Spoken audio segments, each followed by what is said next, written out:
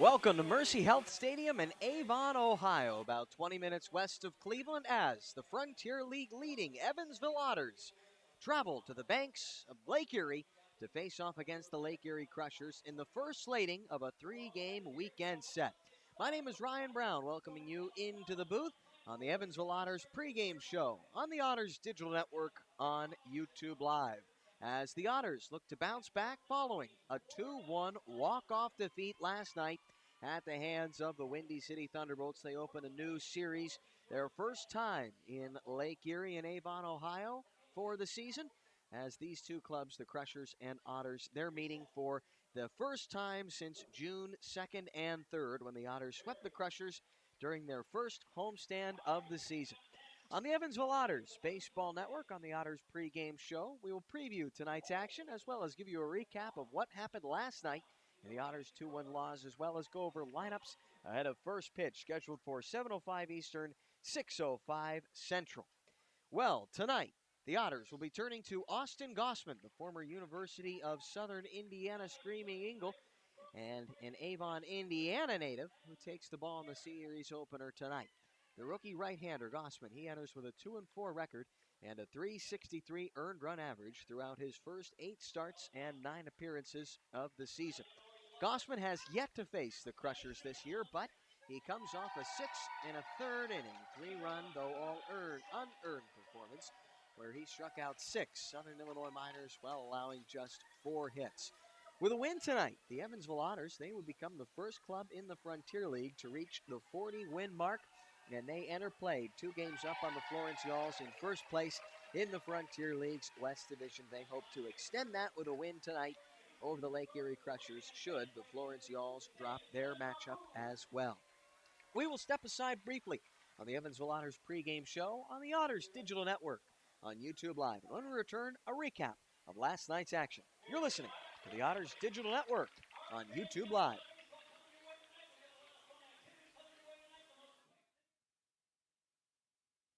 Centerpoint Energy's newest generation of safe, efficient energy includes capturing and harnessing the natural power of pure sunshine. We are increasing solar in our balanced and reliable energy mix as we power our region with more clean, renewable energy. We're bringing a little piece of the sun to every home and business while reducing carbon emissions and helping create a cleaner environment. It's just a little something for your smart energy future. Getting ready and keeping fit for baseball season is hard work. That's why you'll find Evan at Bob's Gym.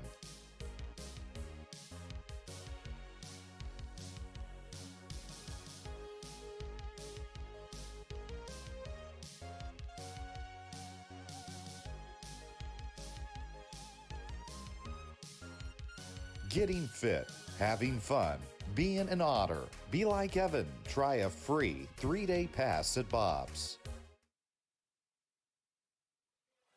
Welcome back to Mercy Health Stadium in Avon, Ohio, as the Evansville Otters hope to rebound, though, after last night, as they fell 2-1, despite a brilliant outing from their Otters starting pitcher Polo Portela, as the Windy City Thunderbolts and Dan Robinson managed to stun the Otters with walk-off heroics in a 2-1 rubber match last night at Ozinga Field. After Otters starter Polo Portela and Tyler Thornton opened the game with a pitcher's duel by blanking and limiting their opposition to 1 hit apiece through 4 innings, the Otters managed to load the bases in the top of the 5th inning and scratch across a run when Michael Gangwish hit a sacrifice fly to right that scored Elijah Mcnamee. After 4 1/2, the Otters had led 1-0. However, they would become the 3rd team in that series in back-to-back-to-back games to score first and end up dropping the contest. Polo Portela, he kept the Thunderbolts scoreless through 7 2/3 innings until Peyton Robertson tripled home John Seachin from second to tie the game at 1 in the bottom of the 8th. Taylor Wright would then come out of the Evansville bullpen, but would not need to face Bryn Martinez, as Peyton Robertson was thrown out trying to steal home, keeping the ball game tied heading into the 9th inning. After a scoreless top half, Taylor Wright would get the first 2 outs of the bottom of the 9th and was one strike away from sending the Otters to extra innings. That was until Dan Robinson, the Thunderbolts cleanup batter, on a 1-2 pitch, hit a walk-off home run to right in stunning fashion as the Thunderbolts managed to lift themselves to victory in the 2-1 rubber match with walk-off heroics. Taylor Wright, he took the loss, while Kyle Johnson of the Thunderbolts earned the win in the 2-1 final. The Evansville Otters, they enter tonight's ballgame with a 39-23 record, 2 games up on the 37-25 Florence Yalls. Meanwhile, the Lake Erie Crushers, they're hosting this one. They're just 2 games under 500, 4 games back of the Schaumburg Boomers in the Frontier League Central Division. Evansville Otters was a 2-1 final last night. They are hoping for better as they look to even the road trip with a win tonight and take their 4th matchup against the Lake Erie Crushers tonight. They swept the Lake Erie Ball Club when these 2 franchises last met in early June 2nd and 3rd, in the Otters' first homestand of the season. This is the first and only time the Otters will travel to Lake Erie this year. This, the opening of the 3-game weekend series. My name is Ryan Brown. Thank you so much for joining me here at the booth at Mercy Health Stadium. We're just off the third base line as the managers currently meet around home plate, getting ready for baseball. Lake Erie Crushers, their lineup, managed by one Mr. Dan Roan, will be looking like this. Sean Dunston Jr., the son of the former Major League veteran, he'll be playing out in center field and leading things off, batting from the left side of the plate. Stephen Kraft is playing out in left and batting second, and in the 3 spot, it's Isaac Bernard, the left-handed hitting designated hitter. Trevor Akanba, the former River City Rascal, he's playing out at second base and cleaning things up. Connor Oliver is in right. He swings it from the left side, and he's batting 5th. Steve Passatempo in the 6th hole. He's playing over at first, to be followed by the number 7 batter, Brian De La Rosa, who catches tonight. Javier Betancourt is hitting 8th. He is playing over at the hot corner. He swings it from the right side. And following him, rounding out the order, is Eric Callahan, the Crushers' right-handed hitting shortstop. On the hill for the Crushers, it'll be Sam Curtis. Curtis making his 2nd start of the season. He comes in to this one with a pretty good ERA, 2.68 and a 3.0 record, making his 17th appearance of the season. On the hill for the Otters, it's the 2-4 Austin Gossman, sub-3 earned run average for him as well. 3.64 his ERA, coming into his 9th professional start, his 10th overall appearance. He has 1 complete game to his credit thus far. The Otters, managed by Andy McCauley, they'll turn to a lineup that looks like this. Miles Gordon will lead things off, playing out in center field, the Otters' left-handed hitter. Following him, it's Elijah Mcnamee out in right. J.R. Davis will DH and hit 3rd, and cleaning things up will be their first baseman, the left-handed hitting Riley Crane. Andredi Cordero gets the start at the hot corner. He's hitting 5th, to be followed by Dakota Phillips, who catches and swings it from the left-handed batter's box. 7-8-9 for the Otters. It's Gary Mattis over at second, the switch-hitting shortstop Andy DeJesus, and the left fielder Andrew Penner batting 9th. We will step aside on the Otters Digital Network, and when we return, we'll have a video recap of last night's game, some highlights for you on the reel, and then it'll be first pitch at 7:05 Eastern, 6:05 Central from Mercy Health Stadium in Avon, Ohio. You're listening to the Otters Digital Network on YouTube Live. We love our children and want them to be healthy. After all, a healthy child can make for a happy child. When you choose Anthem Blue Cross and Blue Shield, you have great doctors and great care to help your child stay healthy. And that is something to smile about. Choose Anthem to help keep your children healthy and happy. Enroll today. Call 1-800-403-0864. To learn more, visit www.anthem.com/inmedicaid. Before you danced the first dance. Before you walked down the aisle. Before the tables were set with care. Before you penned a single invitation. Before the day that went beyond your wildest expectations. There was the little green box from Brinker's Jewelers for befores and happily ever afters.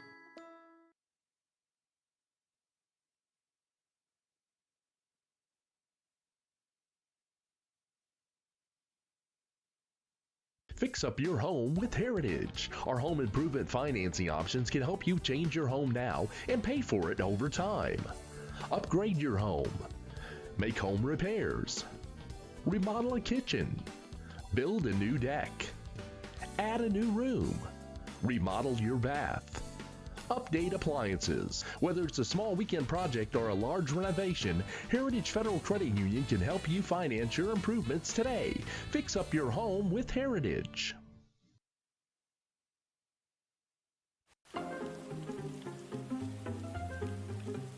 Cheer up, Evan. This rain will be out soon. You should download the 14 First Alert app and see for yourself. You can see what's coming up to 7 days in advance, or you can break it down hour by hour. Check out live radar so you can see what's happening in real time. And you can watch 14 News live directly from the app. See, there's nothing to worry about. Stay in the game with the 14 First Alert app. If you're looking for a liquor store in Evansville, look no further than Liquor Locker. The Liquor Locker has the best selection at the best prices, including the largest craft beer and bourbon selection in the area. Our friendly and knowledgeable staff will help you find the beer, wine, and liquor you need for any occasion. And check out the fine selection of cigars at all Liquor Locker stores. Liquor Locker is now open Sundays 12 to 8 p.m. and offers citywide delivery. Visit one of our 10 conveniently located stores in the Evansville area today. There is always something for everyone at the Liquor Locker.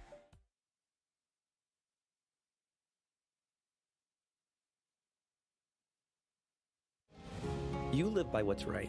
It's part of who you are and what drives you to always do more, to give more. At Old National, we get it.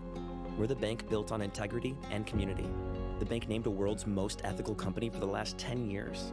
The bank that focuses on your financial goals every day. Because your success is everything. And that's why we're here. You live by what's right. And at Old National, we bank by it.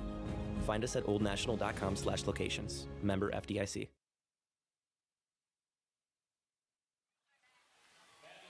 Welcome back to Mercy Health Stadium in Avon, Ohio, as the Evansville Otters prepare to take on the Lake Erie Crushers. They're hoping for better fortunes tonight. It was a good ball game last night. The Otters just fell barely short. 2-1 was the final, and the Lake Erie Crushers had to wait until the final pitch of the ball game to beat the Otters. You're listening to the Otters Digital Network, as now it's time for a recap of last night's action on the Otters Digital Network on the Evansville Otters pregame show on YouTube Live. Tyler Thornton had a fine 2019 season. Ground ball to the left side and through. Elijah Mcnamee will lead off the top of the fifth inning with a base hit. Here comes the payoff pitch. That misses outside for ball 4. That will put runners at first and second with nobody down. First pitch to him is a hard hit ground ball off the glove of the diving second baseman Williams. It trickles away and he tries a little backhand toss that won't be in time at the first base bag. Bases loaded, 1-2 offering. And it's taken out toward right. Robinson, about medium depth. Mcnamee from third. The throw will go toward home, and it's offline. The Otters take a 1-0 lead in the top of the fifth on the Michael Gangwish sacrifice fly to right.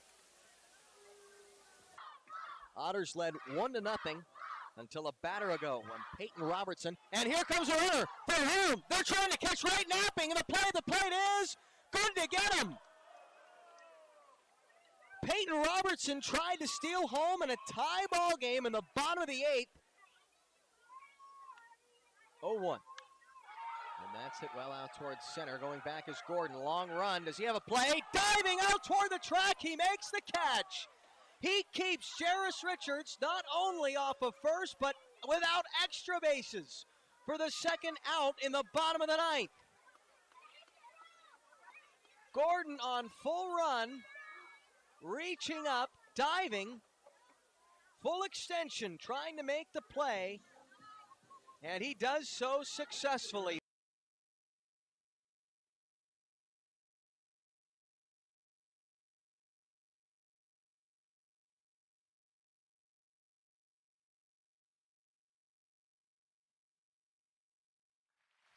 Welcome back to the Otters Digital Network on YouTube Live as the Lake Erie Crushers have taken the field Evansville Otters, Lake Erie Crushers tonight, 7:05 Eastern. Scheduled first pitch, 6:05 Central.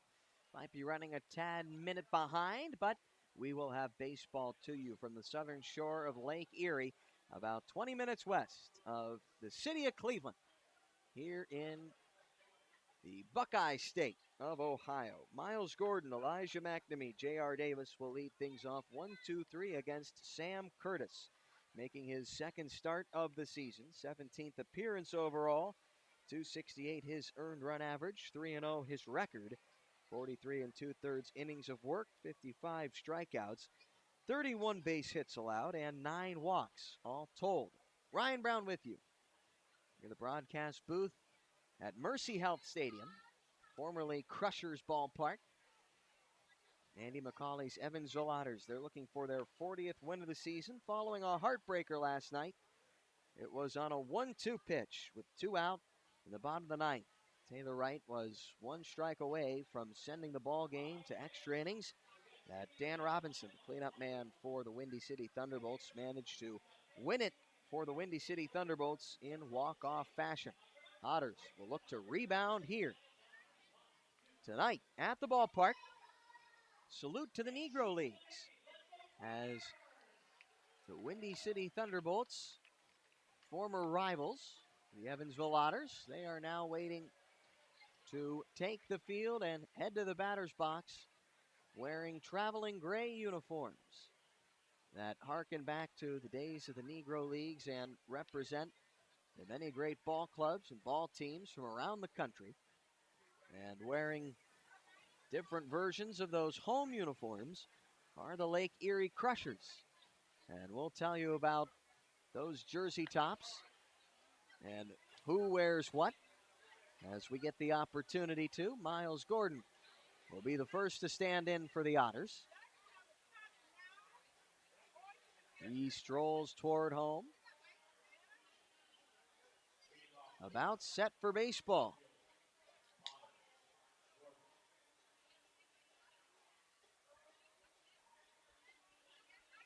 Sam Curtis, the former William Jessup University product, 6 foot, 170 pound, 25-year-old right-hander.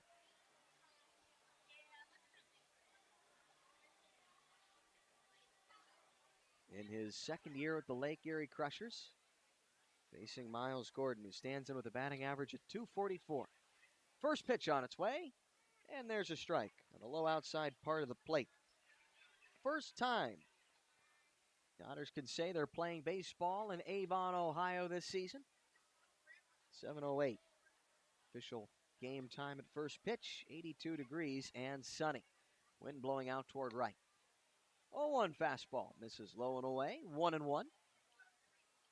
Evansville Otters, it's the second time they're playing a game wearing these Negro League jerseys.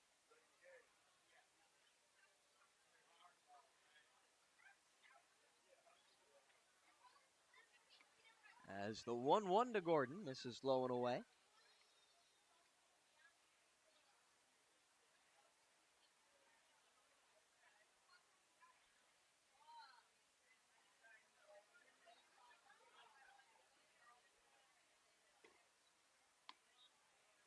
Here's the 2-1. It's in there for a strike, 2-2. Otters last broke out these uniforms when they went up against the Windy City Thunderbolts at home.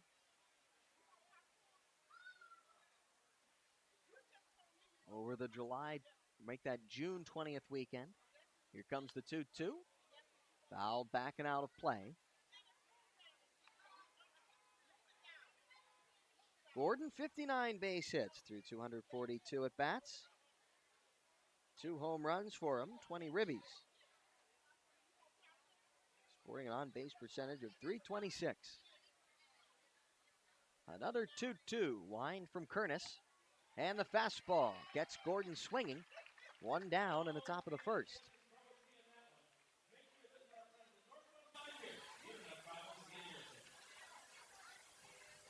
Now it brings Elijah Mcnamee to the plate.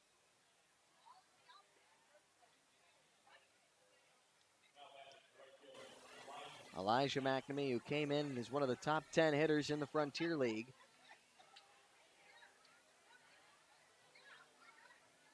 Sporting a club-high .335 batting average. 6 home runs for him, 36 driven in. First pitch behind a fastball at 92 from Sam Curtis. 0-1. Curtis, making his second start of the season, was working out of the bullpen to kick off the 2021 campaign. Wonder how long he'll be able to keep up 92. He was able to stymie the Florence Yalls his last time out, as the 0-1 misses up and in. Back on Saturday, July 31st. Over 6 innings of work, Curtis did not allow a base hit, nor did he allow a run. 6 strikeouts, and the lone base runner, a free pass. Breaking ball. 1-1 is cut on and missed. Now 1-2. Looked like a slider from Curtis. Maybe a slurve as Mcnamee was well out in front. Curtis, the second-year Lake Erie Crusher, going up against the Otters for the second time in his career, and Mcnamee takes this well out toward left. Going back is Kraft, and it's off the base of the wall. Elijah Mcnamee, with 1 out in the top of the first, will have extra bases as he strolls into second with a stand-up double.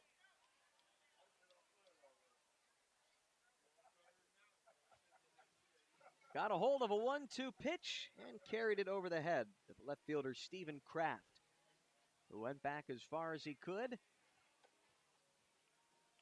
trying to track the baseball. You saw him take a look at the wall, and whenever you see an outfielder leave the baseball in midair, or at least turn his attention from it with his whole head, you know he's got trouble. Now it's J.R. Davis. By the way, Stephen Kraft's in left, Sean Dunston Jr. in center, Connor Oliver in right. We'll go around the horn right after this pitch to J.R. Davis, the Otters' designated hitter. First pitch fastball misses inside. Javier Betancourt is at third. Eric Callahan at short. Trevor Akanba at second. Steve Passatempo at first. Brian De La Rosa catches Sam Curtis, calling balls and strikes. Nicholas Saxon over at first. Sal Giacomintonio, and the third base umpire, Todd Odell. Curtis set it around the letters, maybe neck high. Here's the 1-0. Fastball up above the letters. Davis offers at it, though. Now 1-1.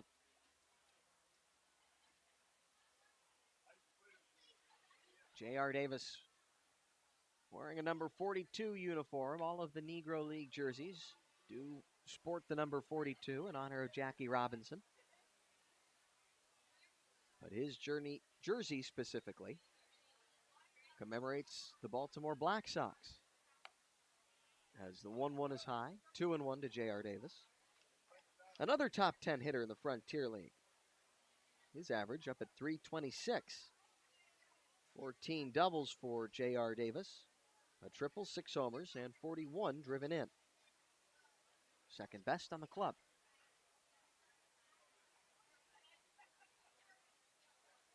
Mcnamee is off of second. J.R. Davis in a hitter's count, 2-1. And this is lifted just shy of the infield. Couple of steps onto the outfield turf. Second baseman Trevor Akanba has it for the second out.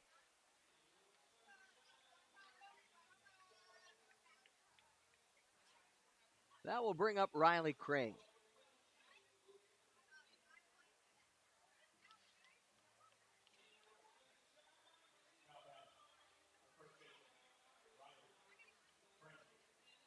Riley Crane making his 63rd start of the year in the Otters' 63rd game of the 2021 campaign.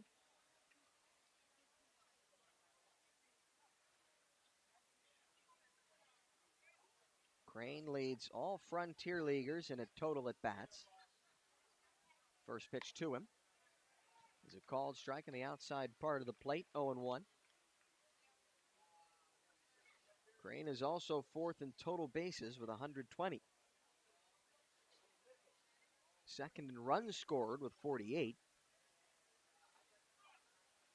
Tied for 5th in homers with 11. Tied for 2nd in ribbies with 50. 0-1. Off speed. Looked like a change. This is outside. Good take from Crane. Count now even at 1 ball and 1 strike.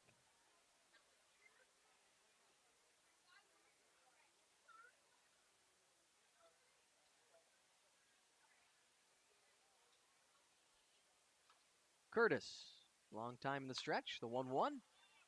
High fly ball, foul ground. Steve Passatempo gives way in just barely fair territory down the right field line. Trevor Akanba, who catches his second pop-up in a row.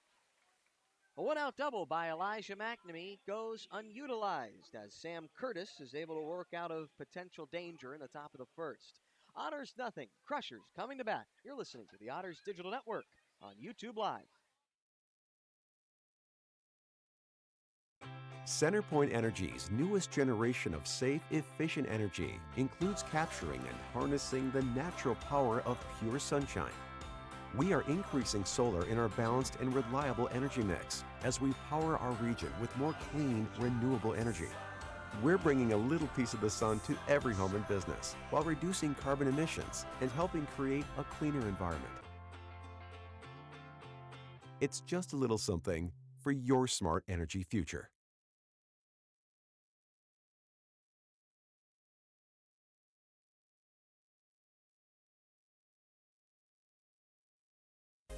Getting ready and keeping fit for baseball season is hard work.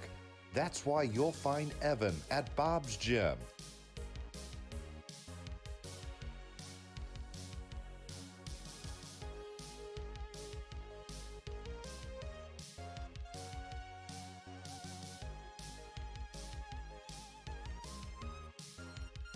Getting fit, having fun, being an Otter. Be like Evan. Try a free 3-day pass at Bob's.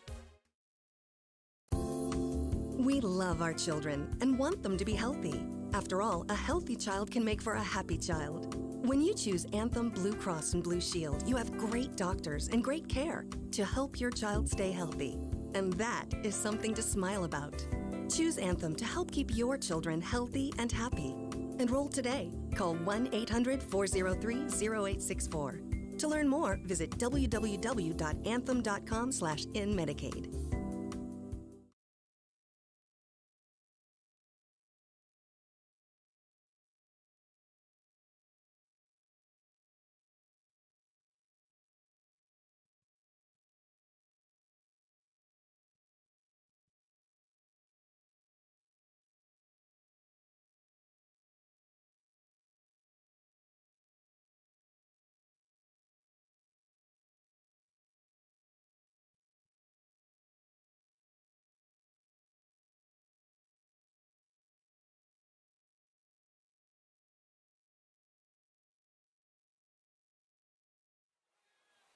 Bottom of the first inning from Avon, Ohio, and it's the Avon, Indiana native, Austin Gossman, on the hill. He faces Sean Dunston Jr., and the first pitch to him is a fastball at 89 that misses just below the knees. Austin Gossman, 2-4 his record, 364 earned run average, making his 10th appearance and 9th start of his rookie 2021 campaign. 52 innings of work, 54 strikeouts, only 8 walks. And the 1-0 breaking ball misses just off the plate, 2-0. Ryan Brown with you on the Otters Digital Network on YouTube Live. 0-0 ball game. Sean Dunston Jr., the son of the longtime Chicago Cub, as the 2-0 off speed is there on the outside part of the plate, 2-1. Dunston Jr. hitting .235 on the season. No home runs yet to his credit. 8 ribbies. 2-1. Fastball count. Two-seamer might have missed low.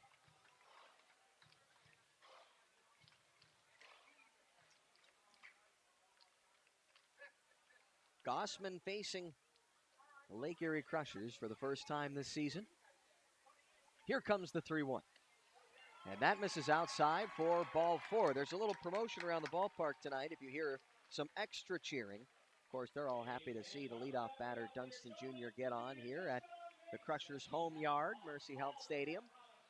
But the little promotion that was going on, anybody in the ballpark, 20 minutes following an at-bat by Sean Dunston Jr., in which the Lake Erie Crushers center fielder would reach base safely, could head to the stands for a half-priced Labatt Blue.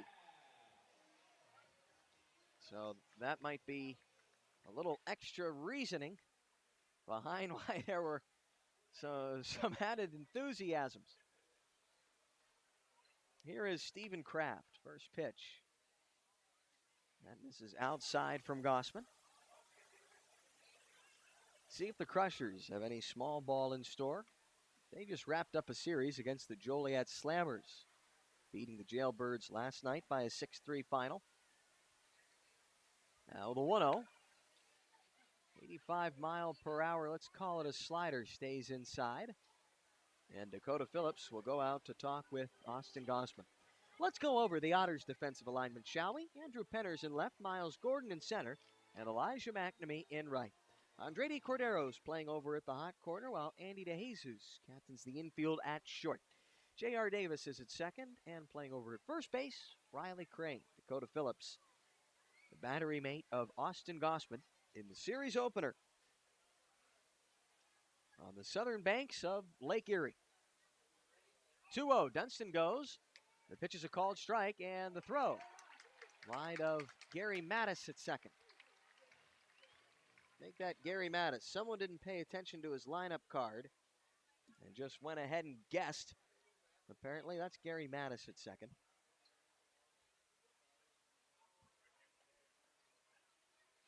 J.R. Davis DHing today.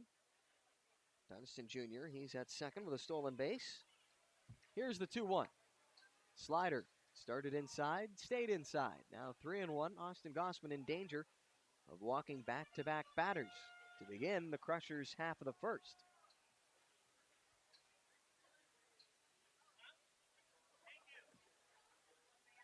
Gossman probably going to have to challenge him with a fastball here. No, they go breaking ball, and they get a strike.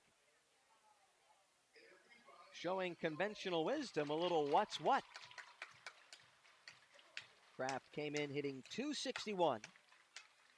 2 home runs, 15 ribbies, playing in his 45th game for the Crushers this season. 3-2 payoff pitch is grounded, backhand by DeJesus at short, deep in the hole. The throw to first is picked and past Crane. Although Crane might have a chance at the play at home, no he doesn't, as the ball kicked off the runner, Stephen Kraft, and Sean Dunston Jr. will score on a single and what's likely to be ruled an error as well.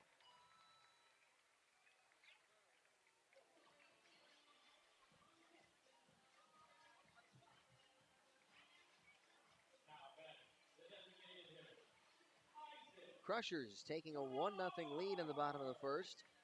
Little peculiarity from the season series out in Windy City, not the season, just the series, as the Thunderbolts managed to take 2 games from the Otters, in which Evansville took the first lead of the ball game. And would you believe it, the one game that Evansville won on Wednesday night, it was the Thunderbolts who had the first lead of the ball game. So there you go. Back-to-back-to-back games in which the club who scored first ended up losing the game.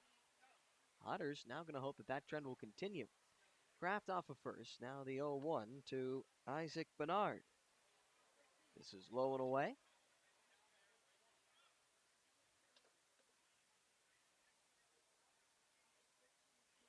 Gossman facing an early deficit. 1-0 the score in the bottom of the first. Still nobody out. Kraft at first base. Throw over there. He'll dive back safely. Good crowd on hand here at Mercy Health Stadium.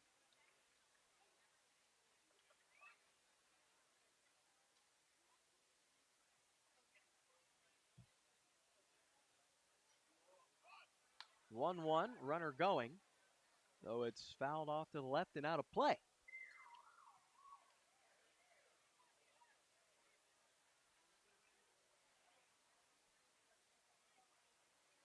Isaac Bernard, 25-year-old left-handed hitting designated hitter. Third-year veteran of the Frontier League.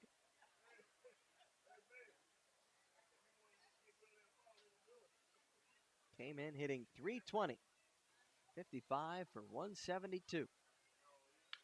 1-2, change, grounded to Mattis. Flip to DeJesus, throw to first.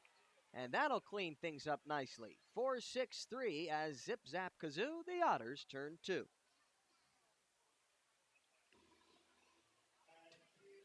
Mattis had it on a good hop off to his left.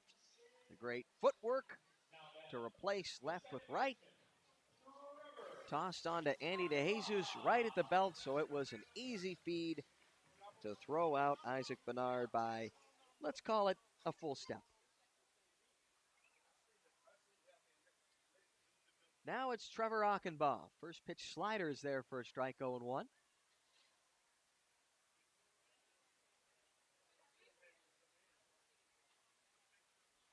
Bases are empty, 2 out, 1 home. 0-1. That's fouled off to the right, out of play.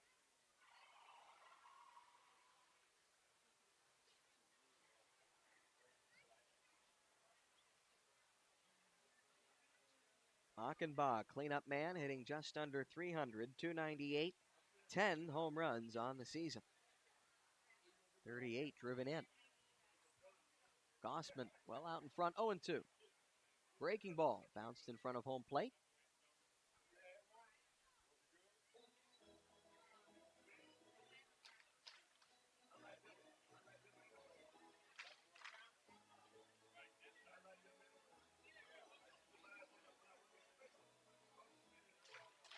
Otters playing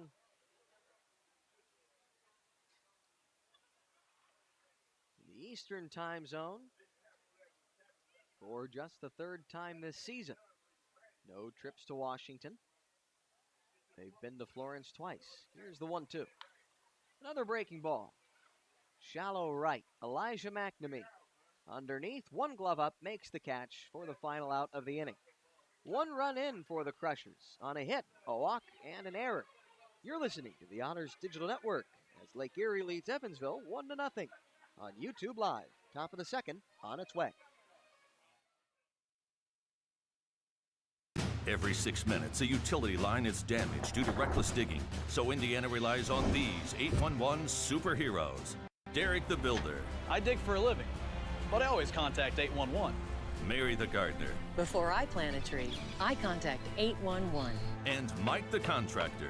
I contact 811 before I do my work. Prevent damage or injury.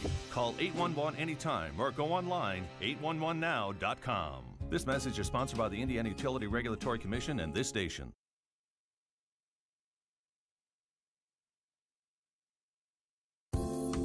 We love our children and want them to be healthy. After all, a healthy child can make for a happy child. When you choose Anthem Blue Cross and Blue Shield, you have great doctors and great care to help your child stay healthy. And that is something to smile about. Choose Anthem to help keep your children healthy and happy. Enroll today. Call 1-800-403-0864. To learn more, visit www.anthem.com/inmedicaid. Before you danced the first dance. Before you walked down the aisle. Before the tables were set with care. Before you penned a single invitation. Before the day that went beyond your wildest expectations. There was the little green box from Brinker's Jewelers for befores and happily ever afters.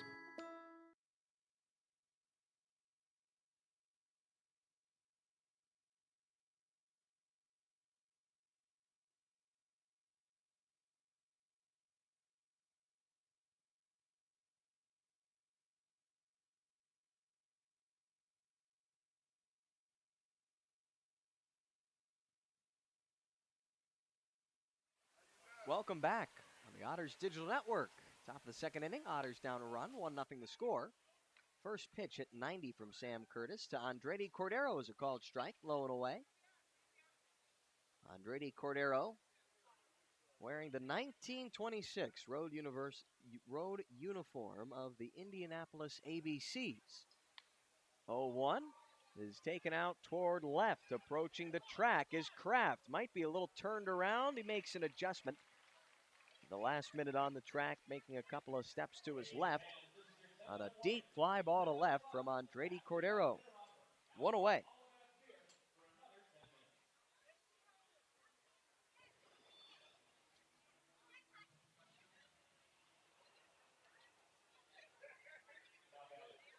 Now Dakota Phillips will stand in. Otters left-handed hitting catcher going up against Sam Curtis. Mentioned earlier that this was Curtis's second time going up against the Otters in his career. The first since August 7th, 2019, almost 2 years ago to the day. First pitch to Phillips is there for a strike at 92. The fastball from Sam Curtis.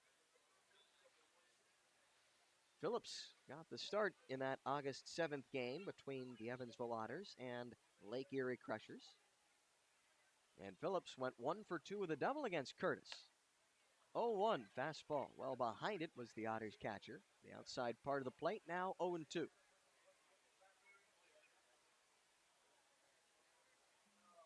Phillips enters this one. .266 the batting average, 8 homers, 34 ribbies. Curtis, the wind, the 0-2. Fastball high, good take. As it came in right around his hands, which Phillips has rested his stance right around the letters. 1-2.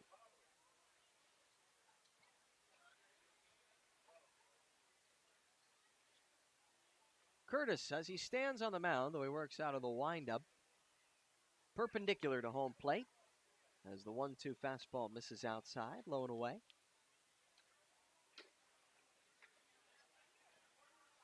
Stands with his right foot on the rubber, and his left less than shoulder width apart. His shoulders half cocked toward home. The glove tucked under his left shoulder, and here's a broken bat, looping liner to short. Everything but the little knob Dakota Phillips had left to work with, and if that bat had stuck it together, might have been a tougher play for Eric Callahan at short. Woulda, coulda, shoulda. There are 2 down at the top of the second inning. Here's Gary Mattis. Mattis comes in with a .290 batting average, getting the 9th start of his rookie season. First pitch to him. Behind 85 on the gun. 0-1. 4 of Mattis's 9 hits have come for doubles. 3 runs driven in.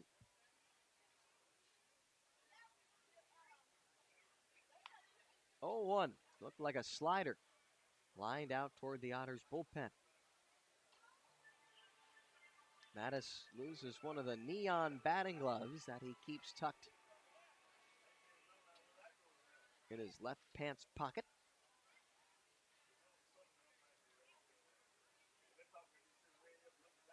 See what he can do in an 0-2 hole, trying to extend the inning with 2 out.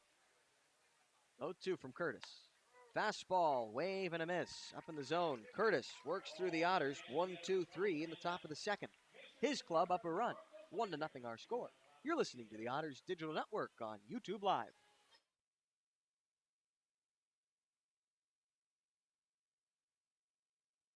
Every 6 minutes, a utility line is damaged due to reckless digging. So Indiana relies on these 811 superheroes. Derek the Builder. I dig for a living, but I always contact 811. Mary the Gardener. Before I plant a tree, I contact 811. And Mike the Contractor. I contact 811 before I do my work. Prevent damage or injury. Call 811 anytime or go online 811now.com. This message is sponsored by the Indiana Utility Regulatory Commission and this station.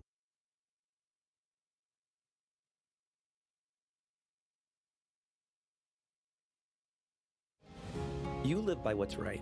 It's part of who you are and what drives you to always do more, to give more. At Old National, we get it. We're the bank built on integrity and community. The bank named a world's most ethical company for the last 10 years. The bank that focuses on your financial goals every day. Because your success is everything. And that's why we're here. You live by what's right. And at Old National, we bank by it. Find us at oldnational.com/locations. Member FDIC.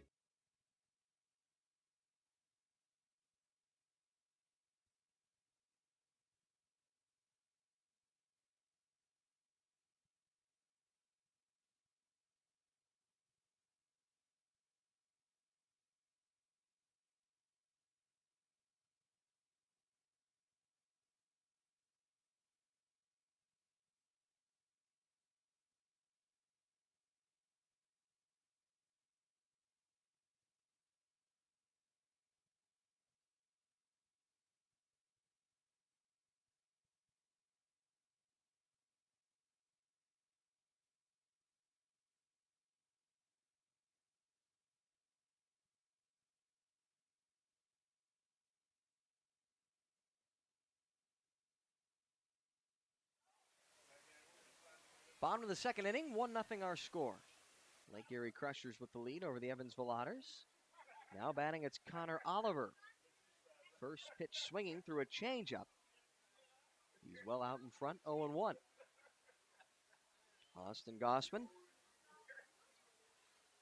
facing Connor Oliver, Steve Passatempo, and Brian De La Rosa. 0-1 breaking ball. This is outside. 1-1. Austin Gossman, he took the hill for the Otters in the bottom of the first, losing the leadoff man Sean Dunston Jr. to a base on balls before a ground ball hit deep in the hole to Andy DeJesus. Led to a low throw that Riley Crane could not handle cleanly at first. Here's a well-hit ball out toward the corner and right. Mcnamee looking up, and it's well gone. A home run for Connor Oliver to lead off the Crushers' half of the second. Makes it a 2-0 game.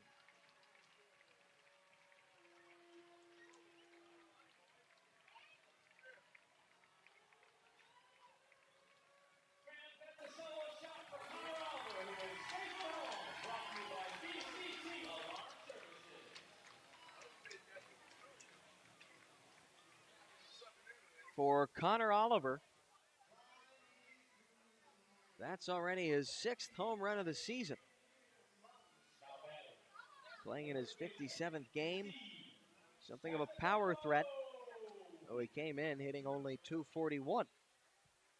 Now it's Steve Passatempo. See how Gossman can rebound. Important first pitch. And it misses low and away, 1-0. Looked like he went with the slider there.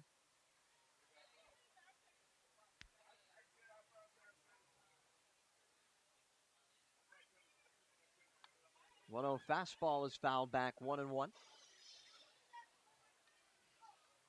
Gossman, that home run is now the 9th that he is allowed through his 10 appearances this season.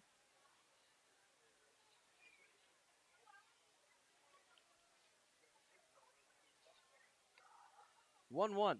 Another breaking ball. Both in the at-bat have missed. This one coming in low.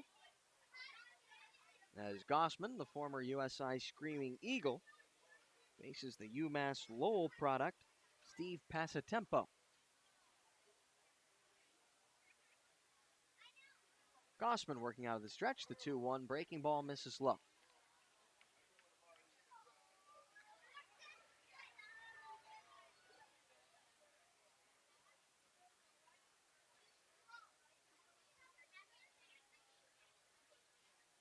Gossman trying to work around a walk here. Here comes the 3-1. Fastball misses high, and Gossman has walked his second batter of the game. This one coming after the Connor Oliver leadoff home run. Might be a little shaken on the mound.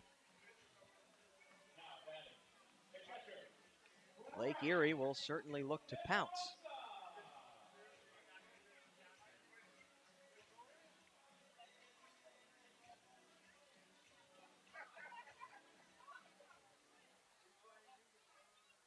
Brian De La Rosa batting. Crusher's catcher facing Gossman. First pitch, breaking ball. That misses low. Notice after the home run, first two batters, they start with soft stuff. Unfortunately for Gossman, though, they fall behind both times.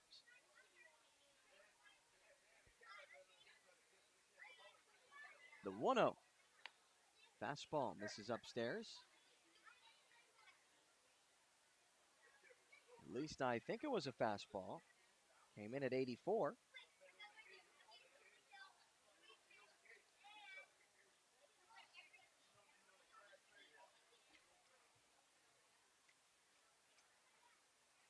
Now the 2-0.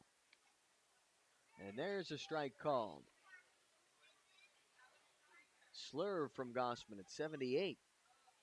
Inside part of the plate. 2-1.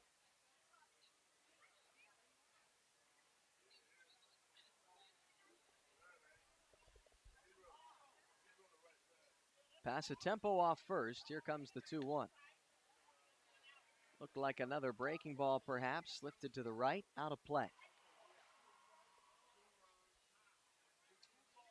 Out toward a patio picnic area.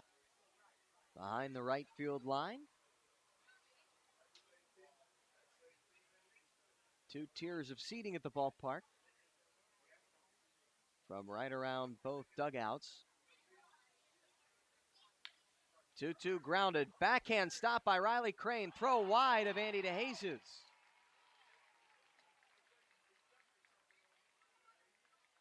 And that will likely go as the Otters' second error of the evening. And yes, it does.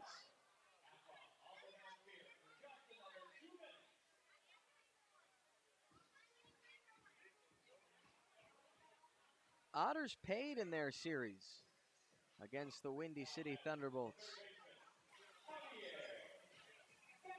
With some struggling defense.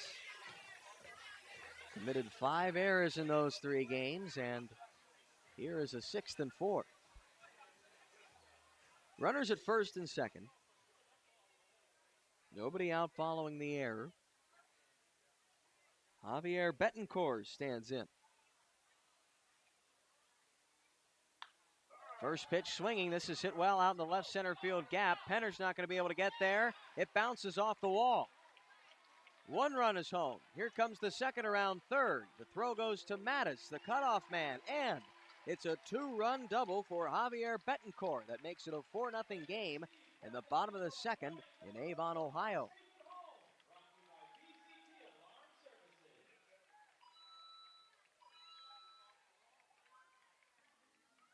There is the danger of free defense and free passes and free defense.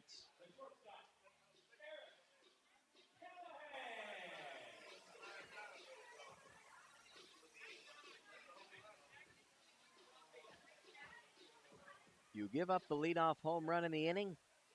You try to find a way to come back. But Austin Gossman, the rookie, easier said than done. Ground ball, bunted foul of third.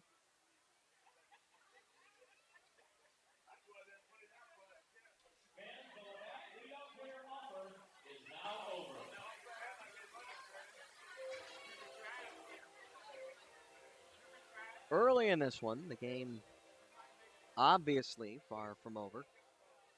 Need not even be said.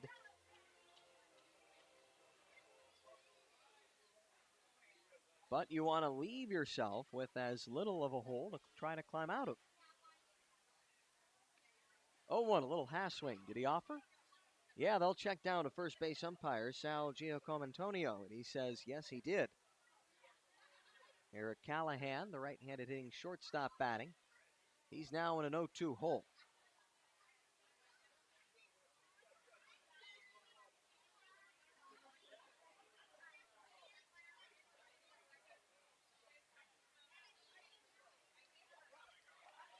And what do you know?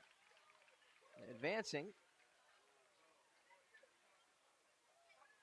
On an 0-2 pitch, that was low and out of the zone, is Eric Callahan. He's now at third with nobody out.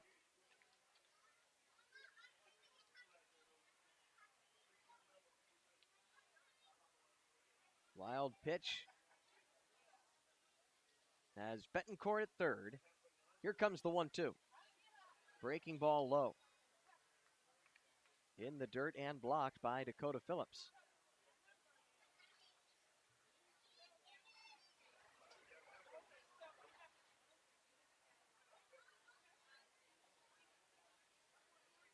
Gossman peers down.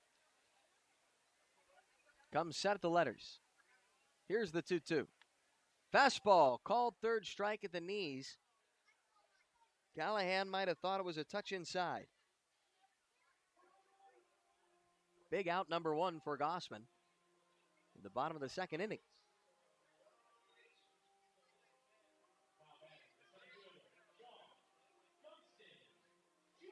Sean Dunston Jr., he walked and scored a run his first time up, leading off the bottom half of the first.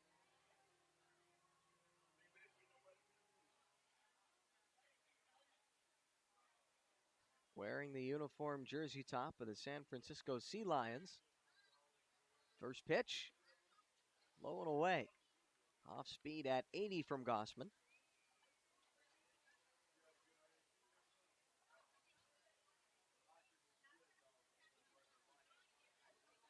Otters playing back. The corners are in against the leadoff man Dunston, trying to guard against a possible bunt attempt.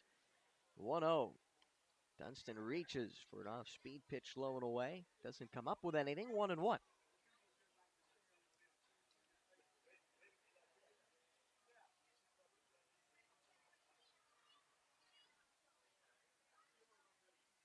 Gossman set. 1-1 breaking ball. Stays outside. 2-1. Gossman, he's certainly favoring the off-speed stuff here in the bottom of the second.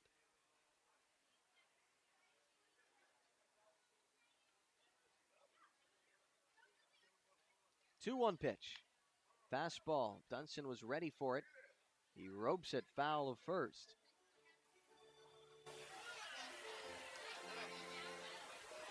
Otters Crushers meeting for the fourth time this season.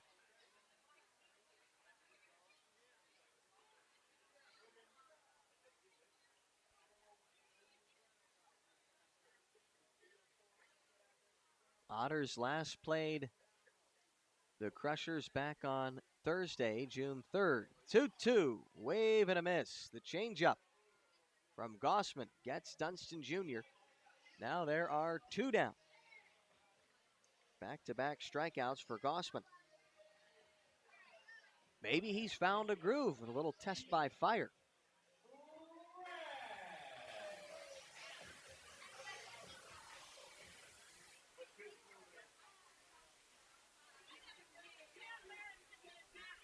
Stephen Kraft now stands in, runner at third, two out. First pitch from Gossman, breaking ball, misses low, 1-0.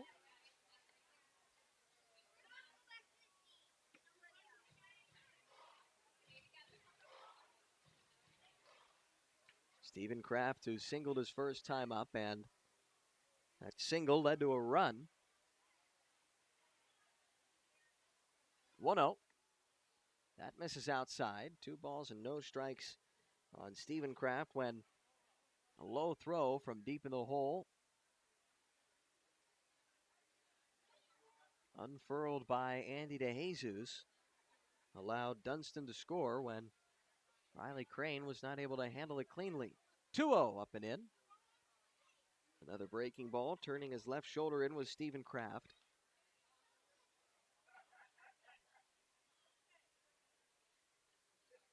Probably not being too careful, even though you've got a base open with 2 out, but the number 3 man waiting on deck, and Isaac Bernard. 3-0. There's a strike. 89 the fastball from Gossman. Almost seems like he's trying to hide that pitch.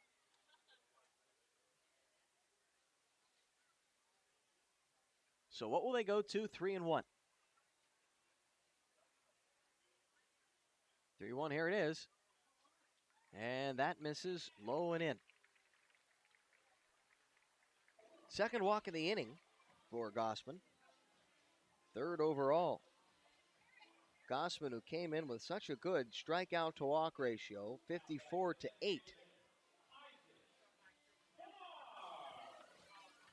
Now has 2 strikeouts to 3 walks, so not demonstrating his best feel.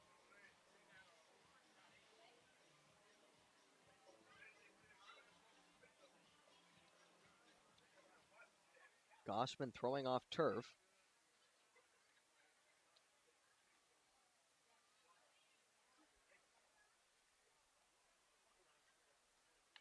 First pitch is grounded to Gary Mattis. He charges. The throw to first is good in time to get Isaac Bernard. 3 runs in the inning for the Lake Erie Crushers. One on a leadoff homer by Connor Oliver. Another, a 2-run double for Javier Betancourt. They lead it 4-0 as we head to the top of the third. Otters going to look to answer when we return on the Otters Digital Network on YouTube Live.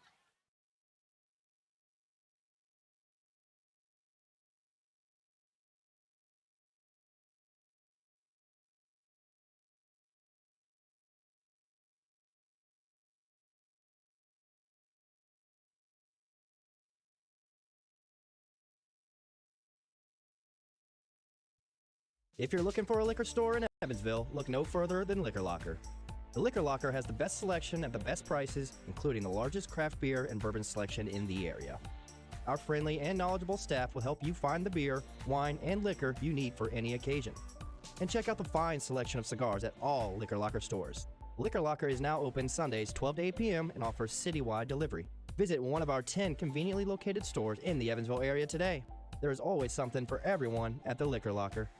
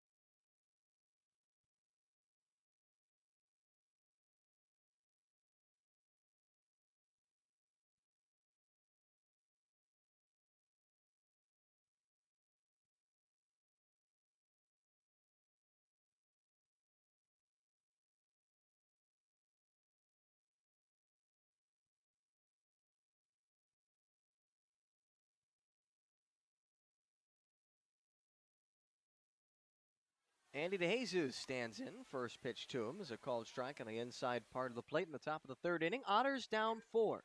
4-0 the score. They're facing Sam Curtis, who as a starter has so far given up only 1 hit through 8 innings this season. That 1 hit, a double by Elijah McNamee. DeJesus, Penner, and Gordon batting. As a 90-mile-per-hour fastball is called a strike by Nicholas Saxton, the home plate umpire. Andy DeJesus now down in the count 0-2. Wearing the Homestead Grays uni. One of the greatest Negro League teams and franchises of all time, the Grays, the 0-2. Well, behind that pitch, 84 on the gun, might have been a slider that backdoored DeJesus, who had to offer a swing at the last moment to try to stay alive. 3 pitches, a strikeout for Sam Curtis, his third. And it's back-to-back Ks for him going back to the second inning. Andrew Penner will try to break a string of 6 Otters retired in a row. First pitch. There's a slider for a strike at 81. 0-1 the count now on Penner. Otters had to wait until the top of the 5th inning last night to score their first run, but down an early 4-0 deficit. I doubt that will suffice tonight. The 0-1 runs in, and that clips Penner. So they're going to try to get some of that lead right back. Cut into the deficit any way you can. Penner aboard with the hit by pitch. Second base runner for the Otters, and now the lineup will turn over. Miles Gordon is 0 for 1. He struck out his first time against Sam Curtis. Curtis, the second-year crusher.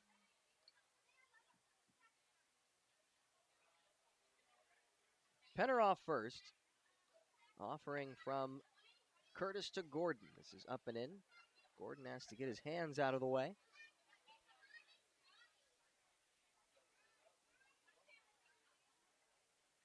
Always curious how pitchers attack left-handed hitters with a runner at first. Do they change what they go to as a throw over here, as Penner diving back safely? For example, do you want to give Gordon a changeup that he could just roll over through the right side with so much room there? Or do you try to give him a steady diet of fastballs? The 1-0. This is low and away. They appeal down to the third base umpire, Todd Odell, who's around second. No swing. Almost looked like an off-speed pitch there.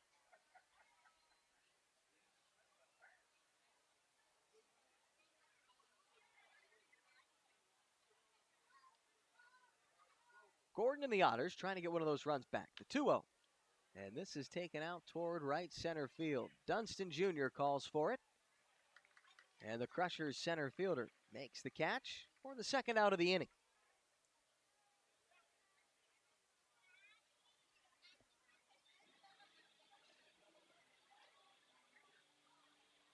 Elijah Mcnamee will stand in. 1 for 1 with a double in his first AB.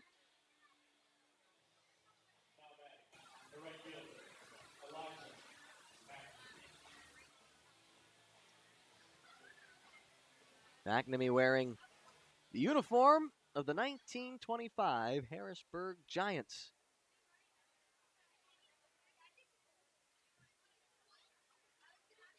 First pitch to him. Breaking ball misses low, 1-0, blocked nicely by Brian De La Rosa behind home. The Harrisburg Giants, who joined the Eastern Colored League for the 1924 season with Hall of Fame center fielder Oscar Charleston as their player manager. Those Giants, they became known primarily for their hitting. Along with Charleston, there was outfielder first baseman Heavy Johnson. As the 1-0 fastball stays upstairs, Heavy Johnson was the winner of the batting triple crown for the 1923 Kansas City Monarchs. He was signed away from the rival Negro National League to play for the Harrisburg Giants, as well as his teammate speedy outfielder Fats Jenkins, who was a well-known professional basketball player and a member of the New York Reds. He also played for Harrisburg throughout its tenure in the ECL. 2-0. That runs up and in. Almost gets a piece of Mcnamee, who's well ahead in the count, 3-0.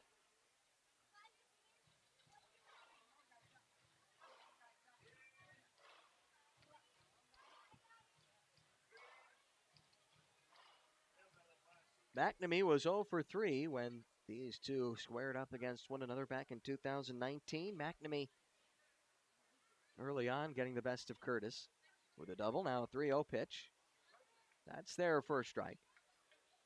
Low outside edge on Mcnamee.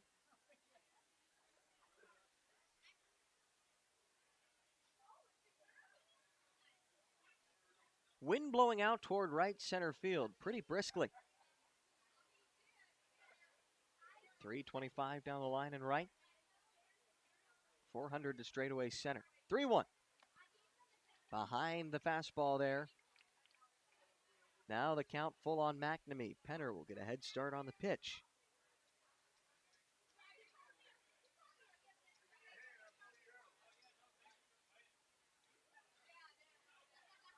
Otters, they're looking to extend the top of the third. They're down 4-0 to score.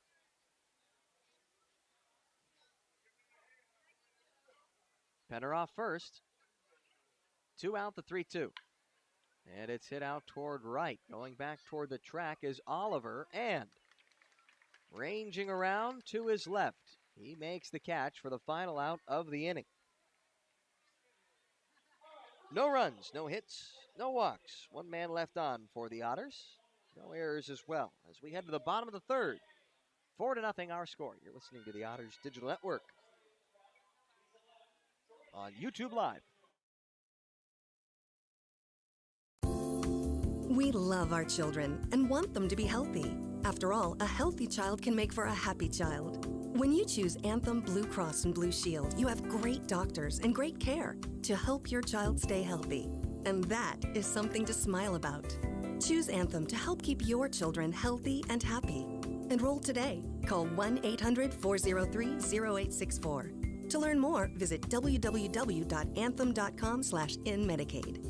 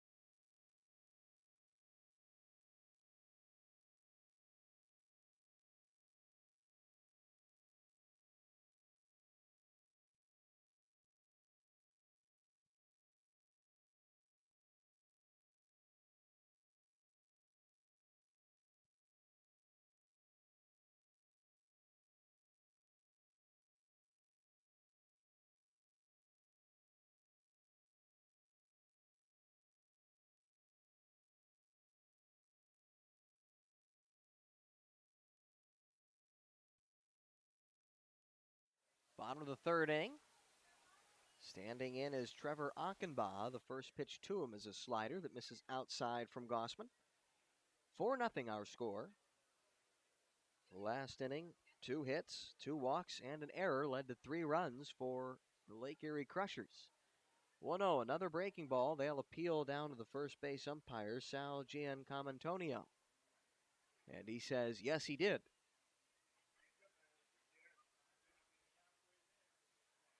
Perfectly placed to make that call. Trevor Akanba is 0 for 1. He flied out to right his first time up. 1-1. Another bender. That's in there for a strike. 1-2. Akanba, the former River City Rascal, back in 2018 and 2019, part of the Frontier League Championship winning club. He returns to the Crushers for his second season following 2017. 1-2, misses low and in. Akanba, like Gary Mattis and Dakota Phillips, competed in the NAIA, but over at Oklahoma Wesleyan. Here's a broken bat, Pfister. Mattis charging. The throw to first, and Riley Crane got tumbled and stumbled around the first base bag. Now he's going to charge out toward the bullpen as Akanba makes his way all the way to third. What in the world happened there?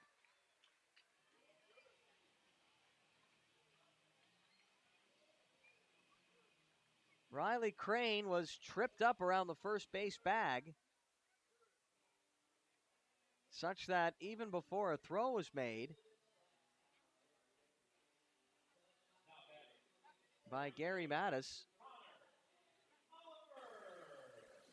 Crane was on the ground and was in no position to block anything from Mattis from trickling out toward the fence in front of the stands behind the right field line. Now there's a runner at third following the error and nobody out.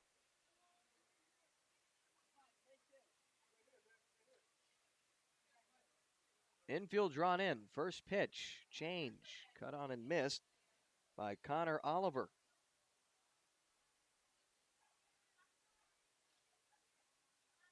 Who homered his first time up. Solo shot.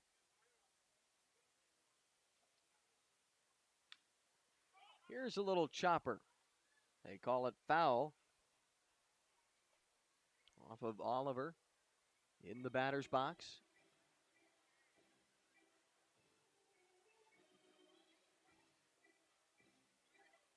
Timeout called for a new baseball.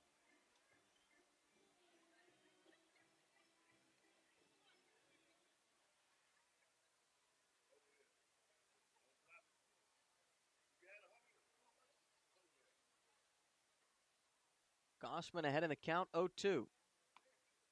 0-2 fastball misses away. Riley Crane, when trying to return to the first base bag, he slipped. There is an interesting little turf surface out there by the bag in his defense. And it looks like a lot of that turf, as the 1-2 change is cut on and missed. It looks like a lot of that area around first has been well worn and could very easily be slippery.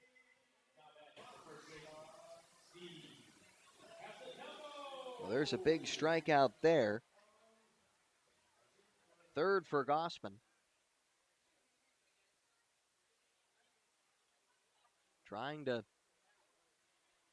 overcome some defensive woes early. First pitch now to Steve Passatempo. Is a called strike on the breaking ball, 0-1.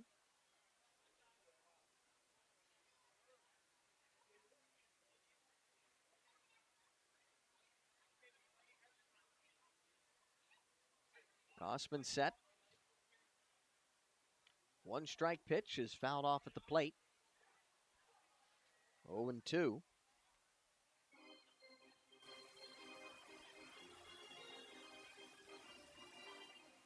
Would imagine they score that as an error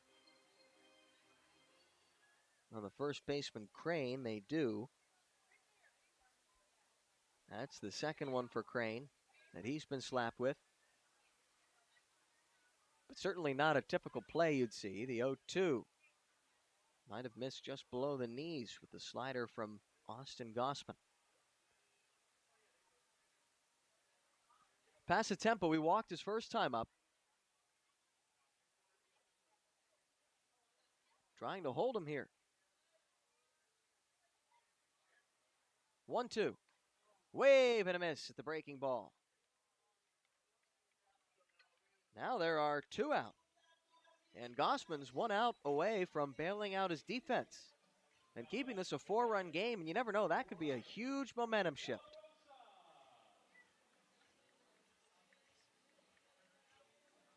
Big curveball from Gossman. Getting past the tempo. Here's Brian De La Rosa. He reached on an error his last time.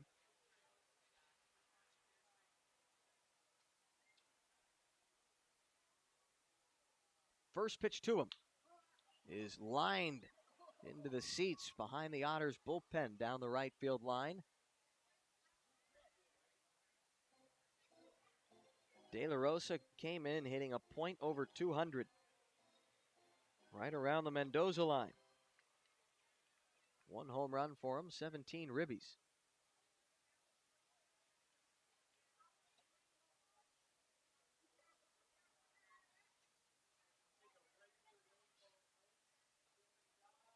Now the 0-1. Fastball there for a strike. About belt high. Inside edge.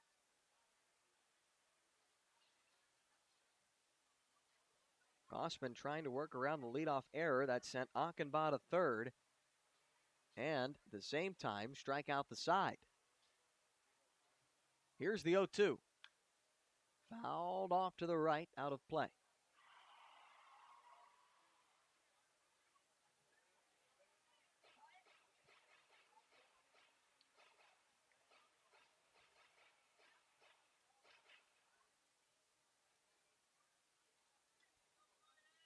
Gossman going on the breaking ball, 0-2. Got a good chunk of the plate. See what he goes with here.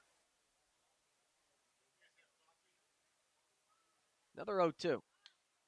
And it's lifted out to right. He will get out of this. Elijah Mcnamee makes the catch, and Austin Gossman is able to strand Trevor Akanba at third with nobody out. The second time he's done that in back-to-back innings. We head to the top of the fourth. 4-0 our score. You're listening to the Otters Digital Network on YouTube Live.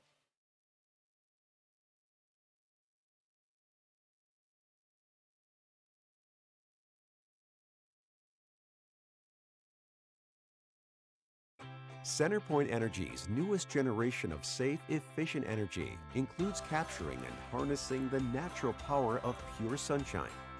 We are increasing solar in our balanced and reliable energy mix as we power our region with more clean, renewable energy. We're bringing a little piece of the sun to every home and business while reducing carbon emissions and helping create a cleaner environment. It's just a little something for your smart energy future.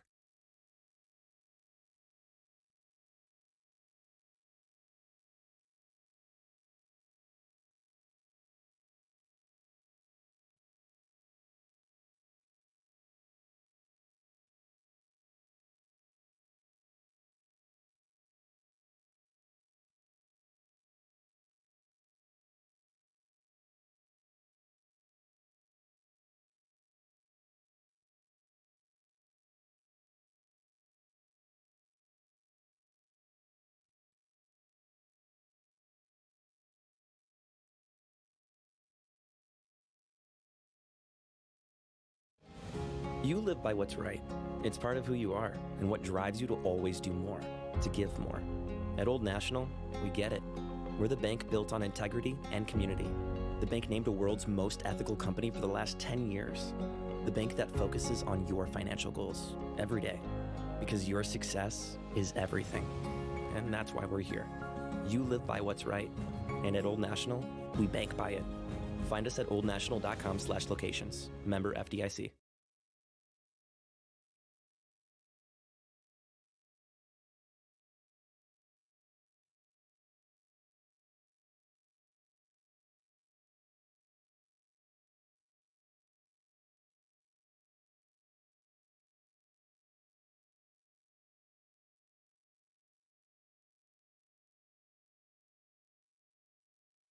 J.R. Davis stands in at the top of the fourth inning. Otters down by 4. The first pitch from Sam Curtis.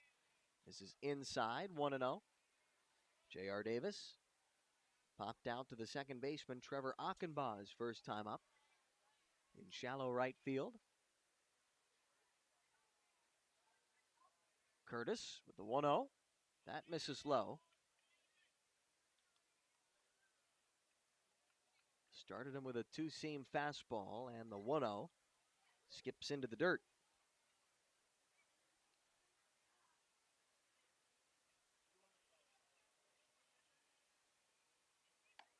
The wind and the 2-0. This is up and in.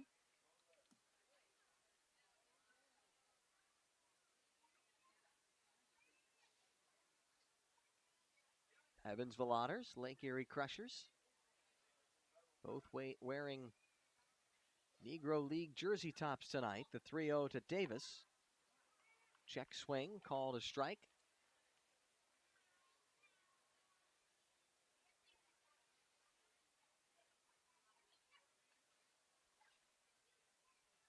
Sam Curtis wearing the jersey top of the Brooklyn Royal Giants. 3-1, high heat. Foul tipped into the catcher Brian De La Rosa's glove.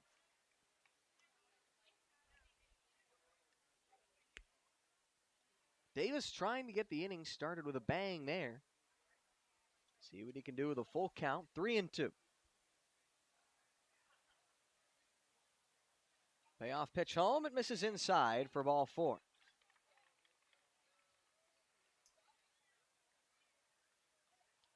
Davis was ahead in the count, 3-0. Curtis worked his way back into it, but would have been better just to let him walk.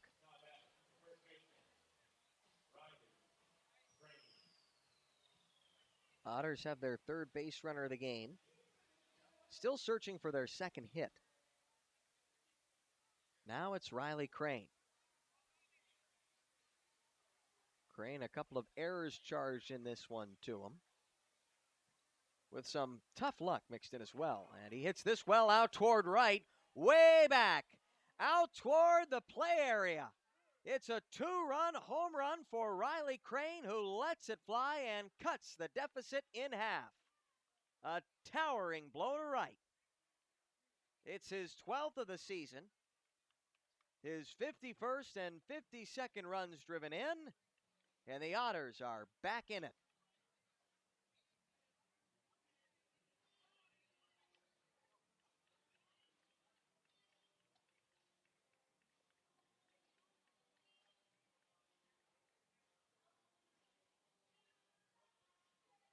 Riley Crane, he was first pitch swinging, and he delivers.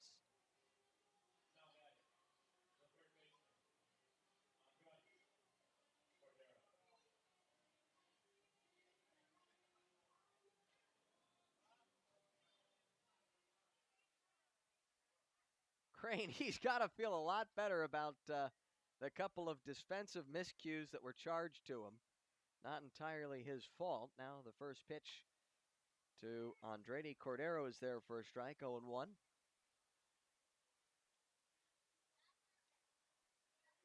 But making up for it with the bat.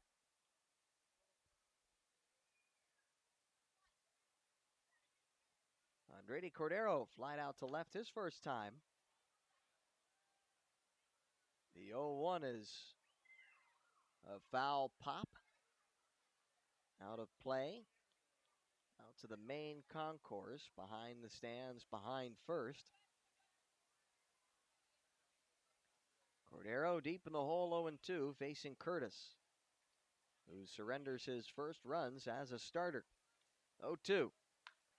A liner to second. Atom ball right at Trevor Akanba for the first out of the inning.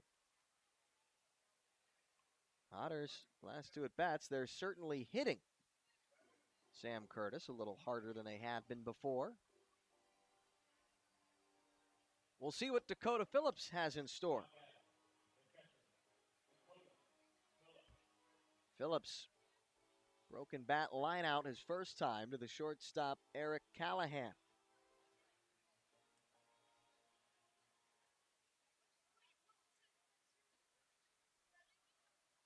First pitch to him. Skips into the dirt, the fastball from Curtis. That fastball started out about 92. It's fallen, it seems, to the mid to upper 80s. Reagan-era fastball there, coming in at 87.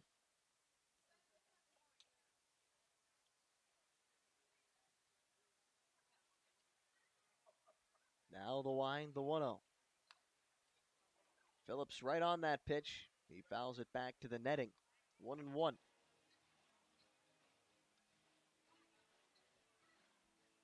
Phillips, he's wearing the road uniform of the Texas Spiders from back in 1938, a barnstorming team that had many different names. The Mineola Black Spiders, the Fort Worth Black Spiders, the Mason City Black Bats. 1-1, a little half swing, chopped out toward third. Betancourt charging, and he'll throw out Phillips for the second out of the inning.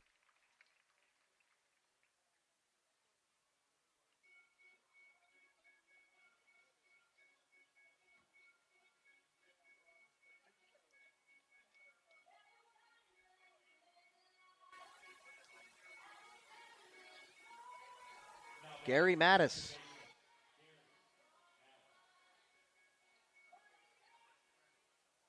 He's 0 for 1 to this point, struck out in his first at bat.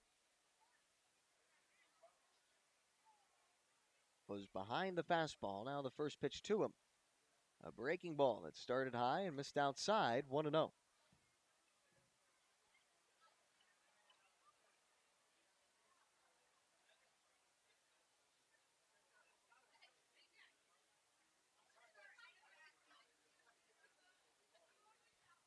Skips in the turf.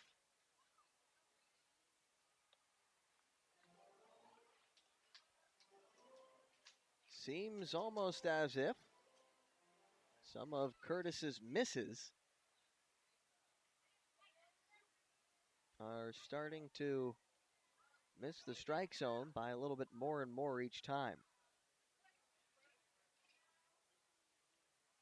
2-0. That also misses low, right around his ankles. Gary Mattis wearing the home uniform of the 1940 Atlanta Black Crackers, who took their name from the Southern Association's Atlanta Crackers. The all-white club is the 3-0 is in there for a strike, 3-1. Both ball clubs, they shared Atlanta's Ponce de Leon Park back before the Milwaukee Braves would move in, well before. This was back when Braves organization was still in Boston, the 3-1. That's fouled to the top of the netting. 3-2.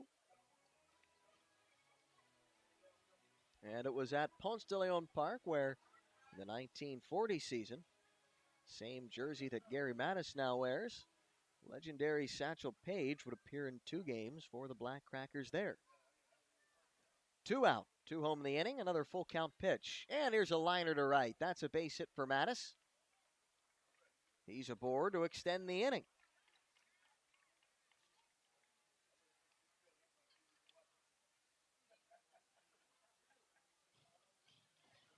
It'll bring up Andy DeJesus.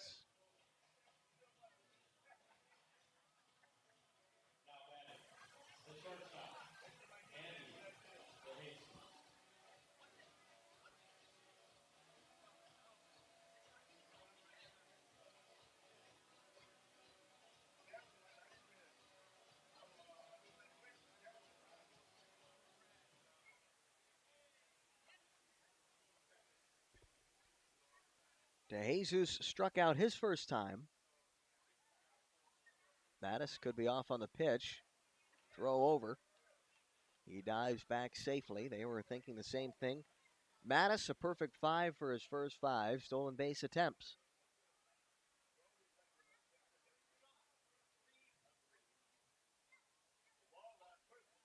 Another throw over.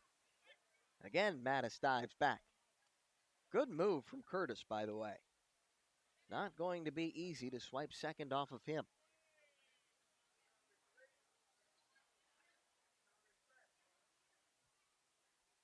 DeJesus came in hitting .309, and once more, another throw over to Mattis. The throw might have beat him, but it was in the turf and needed to be picked by the first baseman, Steve Passatempo, resulting in the delay of actually applying the tag.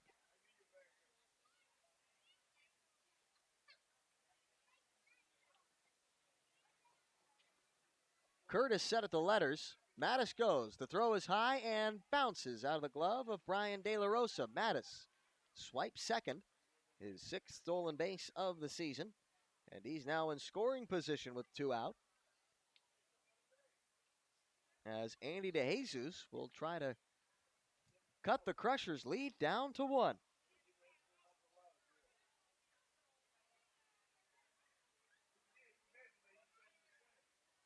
He's ahead in the count, 1-0. 1-0 fastball misses away.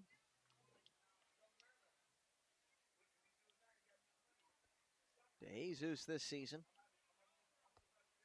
hitting over .400 with 2 out and runners in scoring position.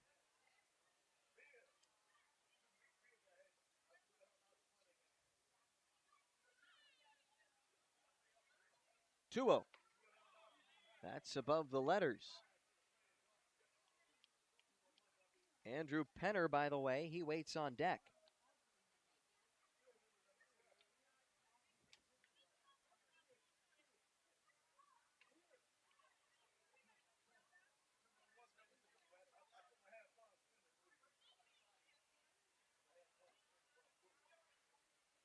Here comes the 3-0 to DeJesus. And he takes a strike on the inside part of the plate. Curtis reaching back there to hit 95.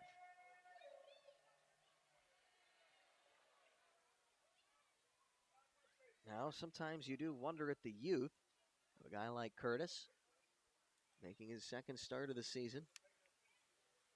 Rares back for 95 on the 3-0 pitch when DeJesus is probably taking. 3-1. Not taking there, and he lines it into right. They will wave Mattis around third. The throw comes toward home, and it's a really good one. And Mattis slides safely underneath the tag of the catcher, Brian De La Rosa. Andy DeJesus has cut the Crushers' lead down to 1 with a 2-out single to right. He's now at second, advancing on the throw. Otters, they're trying to come storming back in this one. They've now scored 3 runs in the inning.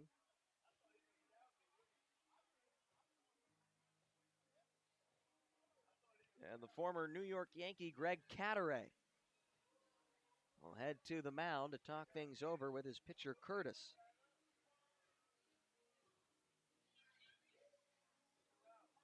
A brilliantly manufactured run. Gary Mattis getting aboard on the 3-2 pitch, the single to right. Stole second to put him in scoring position, and Andy DeJesus getting well ahead in the count, 3-1. Got a pitch he could work with and took it into right center. A great throw from Connor Oliver. And Mattis was just barely able to slide underneath the tag.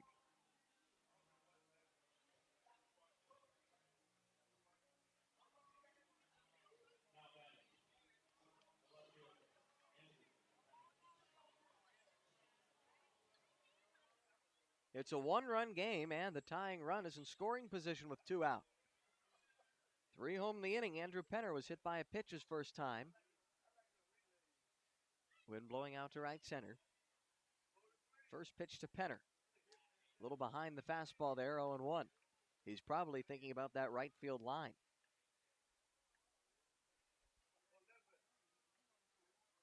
Curtis getting the fastball up to 90 there.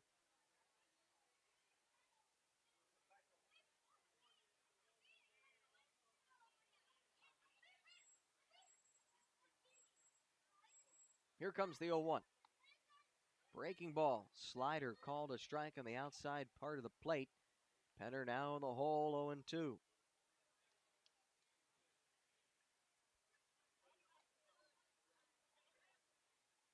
Otters have stranded one man in scoring position today. That came in the first. So far, they're 1 for 3.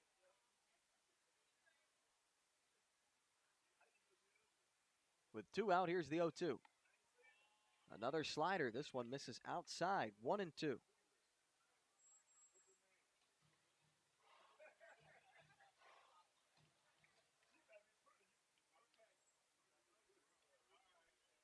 Penner facing Curtis. Otters down a run, and Andy DeJesus in scoring position at second with 2 out in the inning. The 1-ball, 2-strike pitch. Fastball, cut on and missed for strike 3. Otters score 3 thanks to a 2-run blast by Riley Crane and a 2-out RBI base hit for Andy DeJesus, scoring Gary Mattis from second. It's now a 4-3 game. The Otters, they cut into that deficit, and they're only down a run. You're listening to the Otters Digital Network on YouTube Live.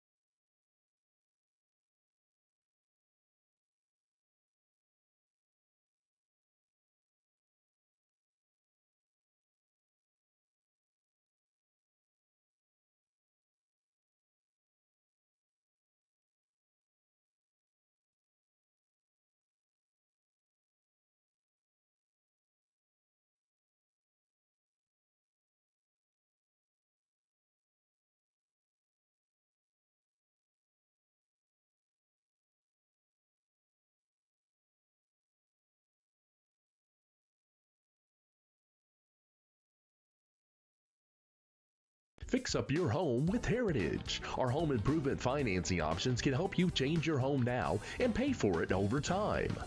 Upgrade your home. Make home repairs. Remodel a kitchen. Build a new deck. Add a new room. Remodel your bath. Update appliances. Whether it's a small weekend project or a large renovation, Heritage Federal Credit Union can help you finance your improvements today. Fix up your home with Heritage.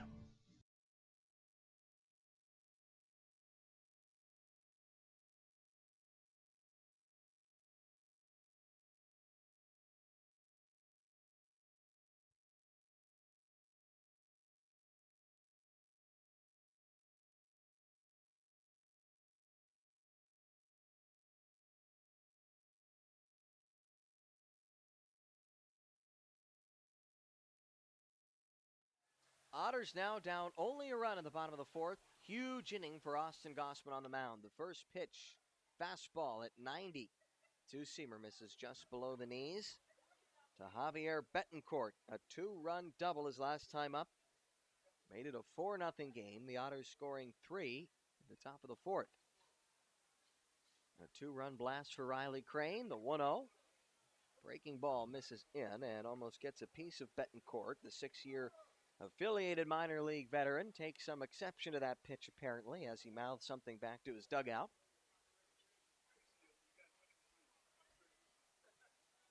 Spent time in the Tigers and Brewers minor league systems. 2-0, another slider. This misses low and away, and this is not what you want following the 3-run inning that brought Evansville back within 1. You don't want a 3-0 count. See if Gossman can battle back through it.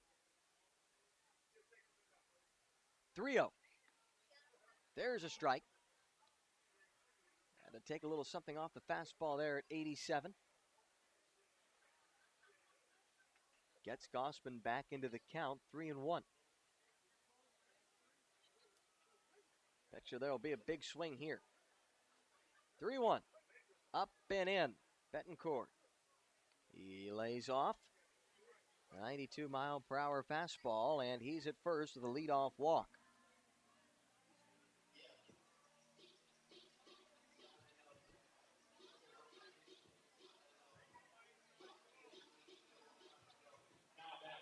Betancourt, only 1 steal for him so far this season, so not the biggest stolen base threat.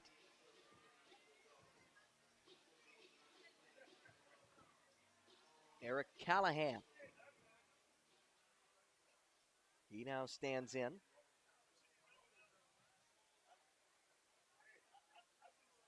First pitch, slider, there's a strike. All important strike 1 on Eric Callahan. Going to want to fill up the strike zone against the 211 hitter.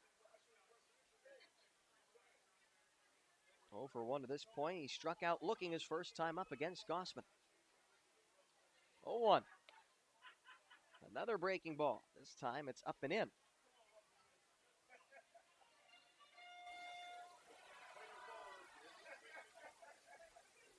You can just tell Gossman tonight doesn't have the firmest control of his stuff. 4 walks already issued. That's half of what he came into this game with. Grand total of 8. 1-1. A wave at the curveball, 1-2.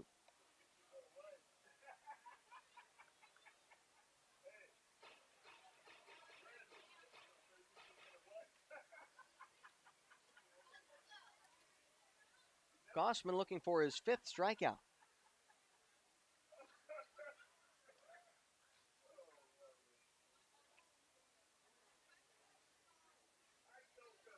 Gossman from the stretch.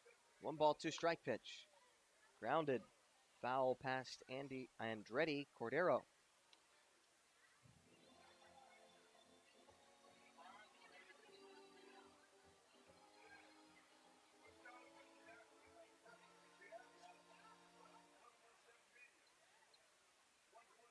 They went with the 2-seamer, 1-2. Could be looking for the ground ball sinker. See what they go with here. Breaking ball. Slides across to the backstop, and there goes your double play.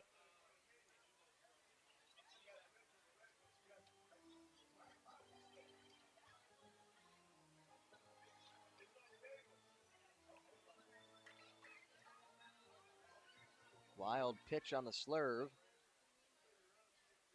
Allows Betancourt reach scoring position with nobody out.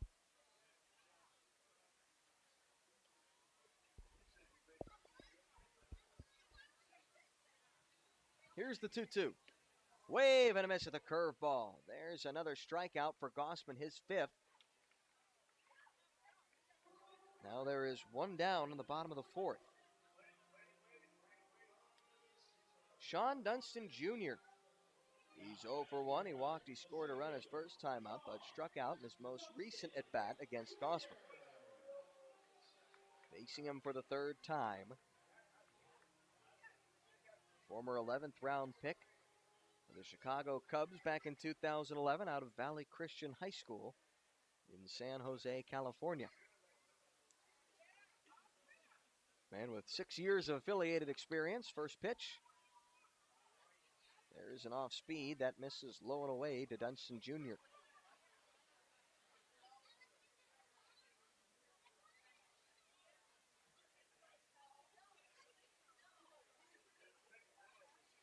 Runner at second, the 1-0.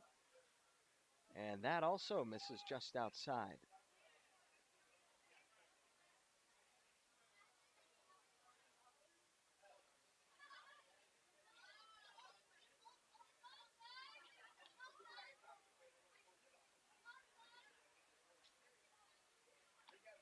.20 fastball. There's a strike on the outside part of the plate. 2-1.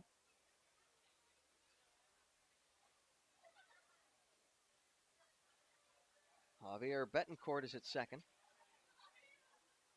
Gossman was able to leave him stranded at third with nobody out in the second. 2-1. Well away.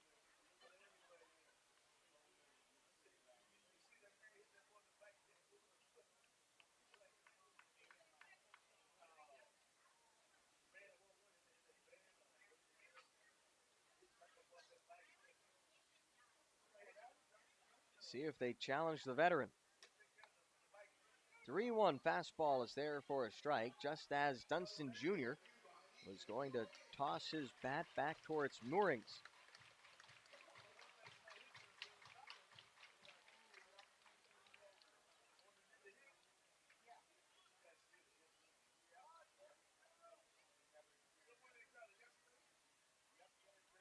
Gossman shaking off Phillips. Dunston Jr. steps out.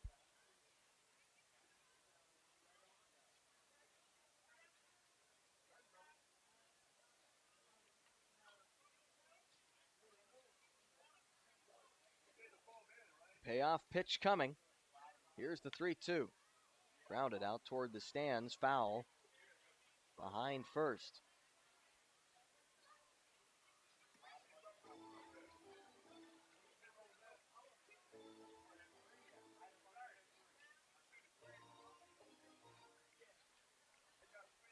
Beautiful night for baseball. Big inning for Gossman.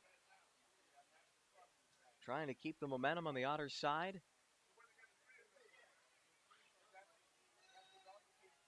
Here comes the 3-2.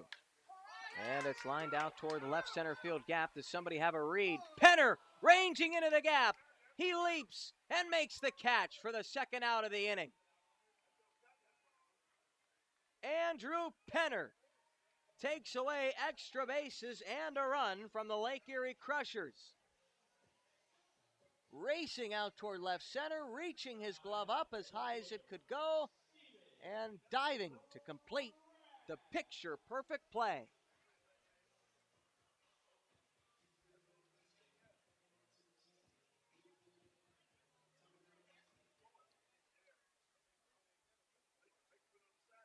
Stephen Kraft has been on base twice tonight.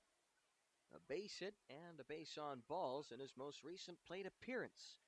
First pitch change, misses low.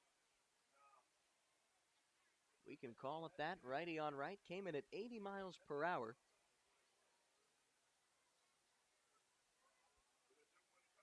Looked like it had a lot of downward motion. Because it's a curveball. Here's a high pop on the 1-0. Are they going to get out of this? Riley Crane in foul ground. They will. Austin Gossman. He manages to leave Javier Betancourt stranded at second with nobody out with a strikeout. A beautiful defensive play by Andrew Penner. And a pop-out to Riley Crane at first. No runs, no hits, no errors, but a batter left on for the Lake Erie Crushers in the bottom of the fourth. Otters still within a run. 4-3's the score. You're listening to the Otters Digital Network on YouTube Live.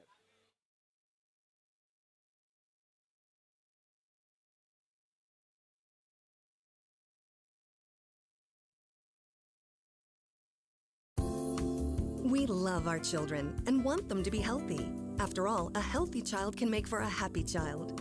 When you choose Anthem Blue Cross and Blue Shield, you have great doctors and great care to help your child stay healthy. And that is something to smile about. Choose Anthem to help keep your children healthy and happy.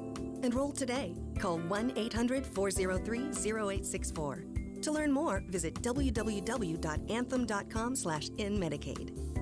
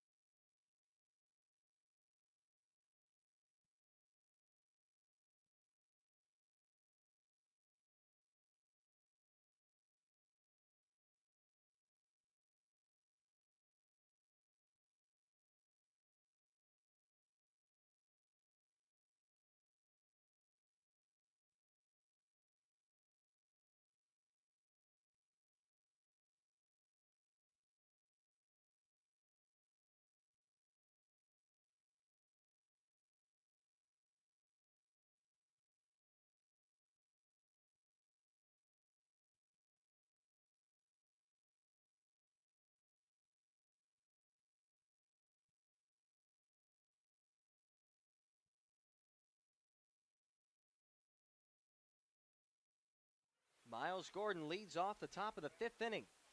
Otters up a run. New pitcher on the mound for the Lake Erie Crushers. We'll tell you about him in just a moment. First pitch is there for a strike. 0-1 at 85. It's Ian Walda, who enters with a .272 earned run average, 2-0 win-loss record, 39 2/3 innings of work for the right-hander, Ian Walda. Waldo stands at 6'3", 205 pounds, 25 years old. He'll turn 26 next week. Miles Gordon wants to step out, as we're going to have a mound visit here for Walda and De La Rosa to get their signs straight.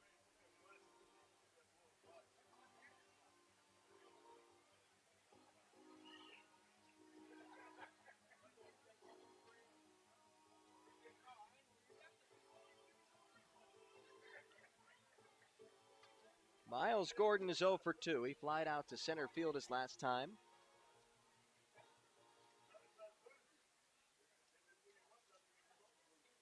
Ian Walda out of the University of Pikeville.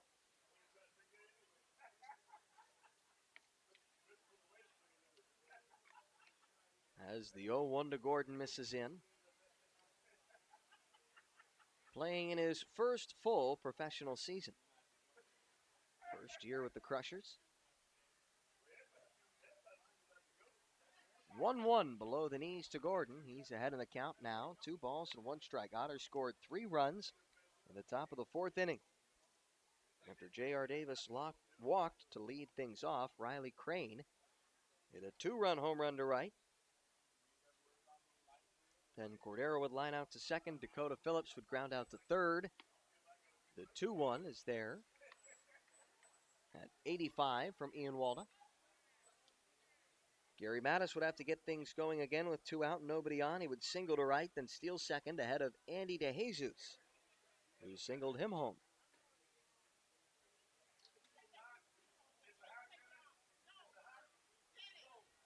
Gordon facing Walda, the 2-2. Off speed, low and away.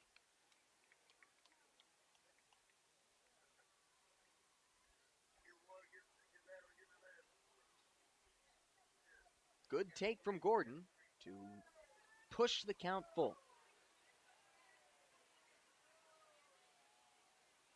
2-2 change, Miss Lonaway. And now the 3-2s below the knees. It's a leadoff walk for Miles Gordon, and the tying runs aboard in the top of the 5th.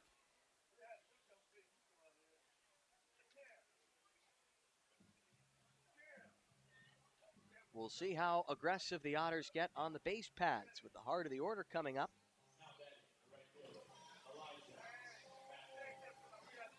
Three-two looked like a split finger fastball that missed low and inside on Gordon. Mcnamee is 1 for 2. Doubled his first time up.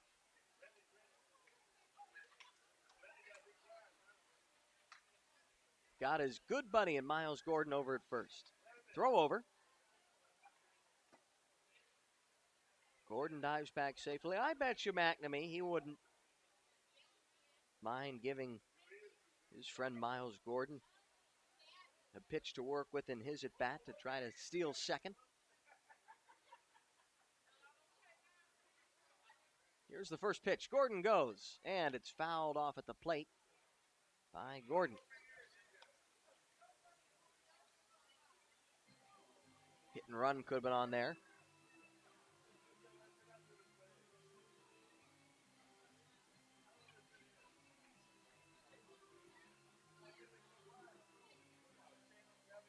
As the two-seamer was fouled off at the plate, or a makeshift hit and run. One where Gordon is still going to try to make it a straight steal either way.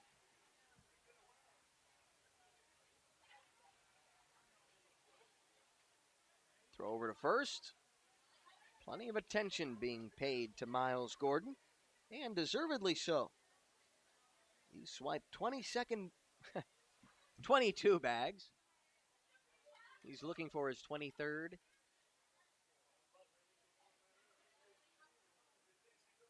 Here's the 0-1. Gordon just a touch late.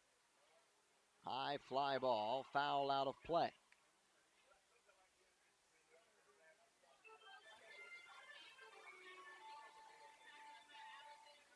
Now Mcnamee's behind 0-2. Two-seamer was middle to Mcnamee. Just missed that pitch. Time call at the plate. Ian Walda taking his time on the mound.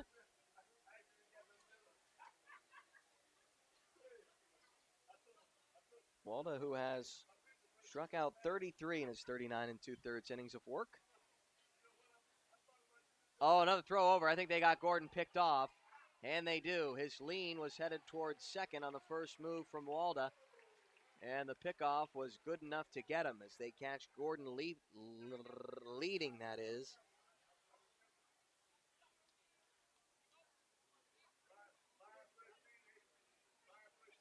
Not stealing 1-3.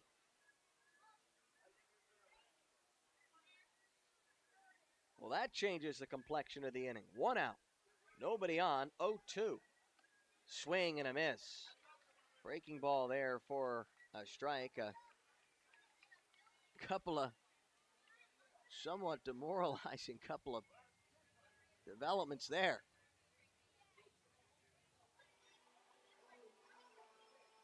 See if J.R. Davis can get things going again.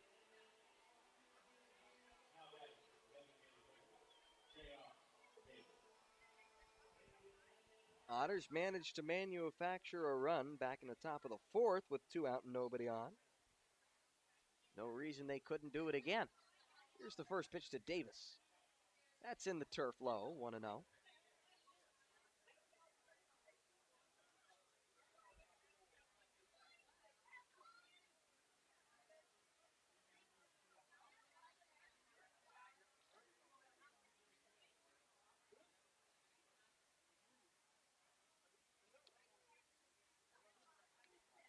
Breaking ball.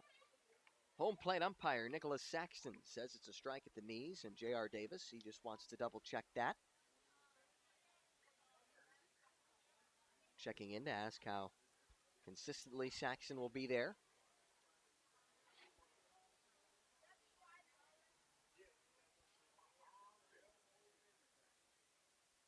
One. Another breaking ball. This one misses upstairs. 2-1.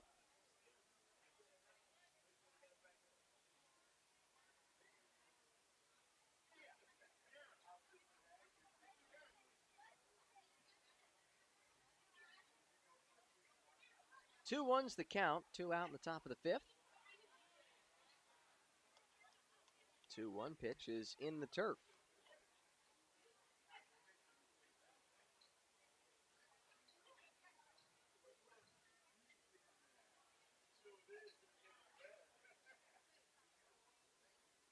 J.R. Davis walked his last time up. Came home to score when Riley Crane drove him in with a home run, the 3-1. And that misses low and away. Back-to-back walks for J.R. Davis. Building up that on-base percentage. He's aboard for Riley Crane.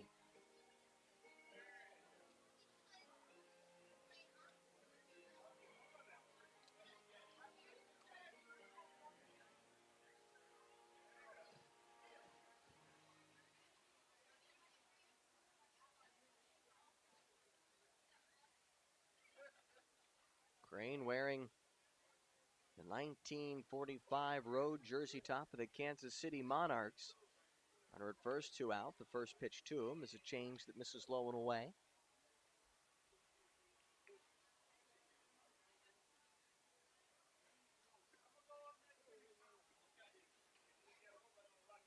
And it was in 1945, the same year as that uni, that Jackie Robinson and Satchel Paige were teammates on the Monarchs, the 1-0.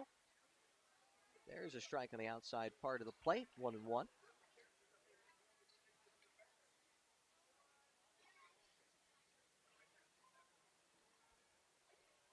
Satchel Paige, if you're curious, he wore number 0 when on the road.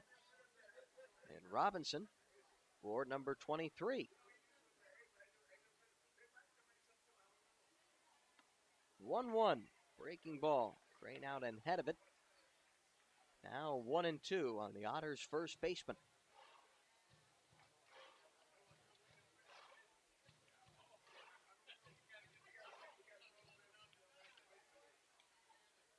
Crane also homered the last time the Otters wore these Negro League jersey tops.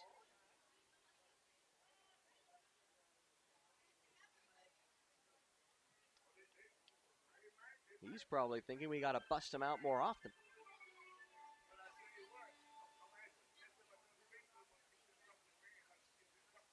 Runner at first, 2 out. J.R. Davis over there. 1-2 the count on Crane. Here comes the delivery from Ian Walda. Off speed, outside.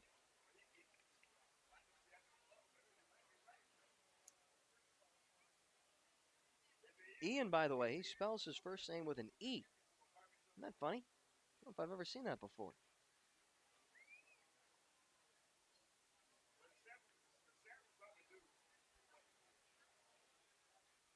Davis at first, 2 out. Now the 2-2 to Crane. Another off-speed pitch, again low and away, and this sets up a fairly interesting count. 3 balls, 2 strikes, 2 out.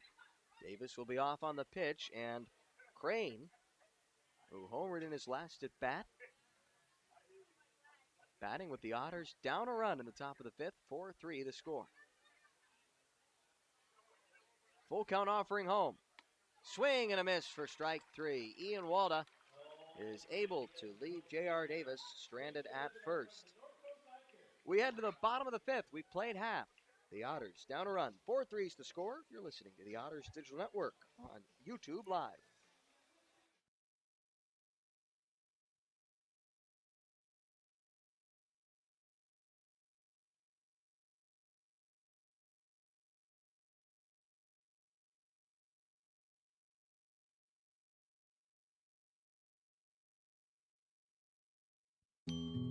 Before you danced the first dance.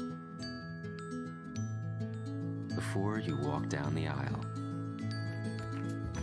Before the tables were set with care. Before you penned a single invitation. Before the day that went beyond your wildest expectations. There was the little green box from Brinker's Jewelers for befores and happily ever afters.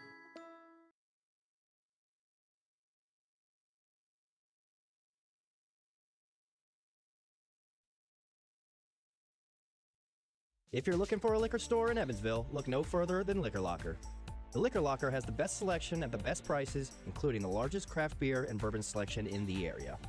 Our friendly and knowledgeable staff will help you find the beer, wine, and liquor you need for any occasion.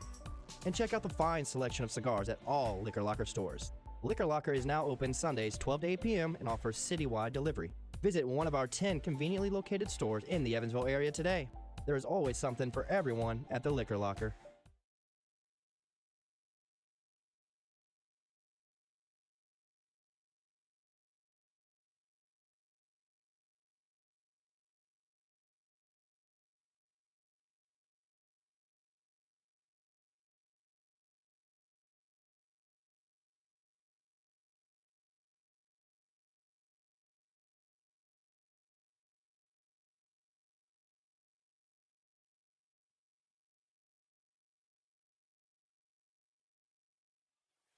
Bottom of the fifth inning from Murphy Health Stadium in Avon, Ohio. Why is that so hard to say? Mercy Health? Murphy Health. Murphy Health. Sound like Sylvester the cat. I'll get you, you Tweety bird. Anyway, here comes the 0-1 to Isaac Bedard. It's a ground ball to left side of the infield. Andy DeJesus throws on to first. One down. Austin Gossman still on the mound. Austin Gossman still on the mound. I'll get that, Tweety bird. Suffering succotash. Trevor Akanba is 0 for 2. He now stands in.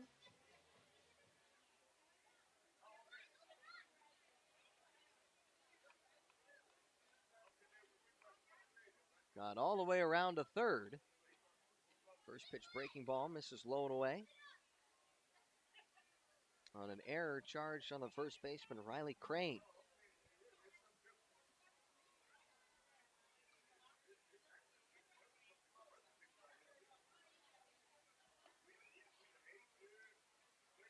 One-0. Once more, misses away.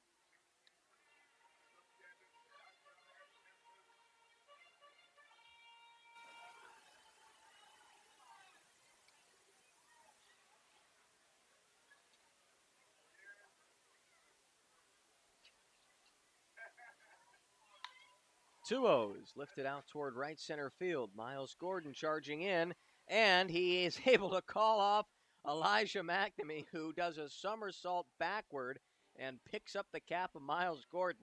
Those two make some close plays in right center field. I tell you what, they might want to carry a megaphone in their pockets next time, but the play is made, and it is, you almost wonder, they just playing like a game of chicken between. I mean, the two, they definitely have a great rapport with one another. That is a funny play to see. Everyone's okay, so we can giggle. Now there are two down in the bottom of the fifth. First pitch to Connor Oliver.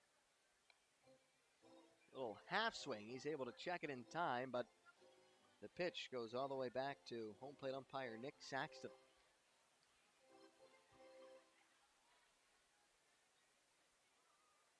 Dakota Phillips, after checking in on Saxton, will lay down his signs. Gossman wearing the jersey top of the Cuban ex-Giants. Neat uniform with a genuine collar, by the way. 1-0. That misses low. 2-0. Jersey top that the ex-Giants wore on the road all the way back in 1903. And they wanted to avoid confusion with the original Cuban Giants club, so they just added an X to their name.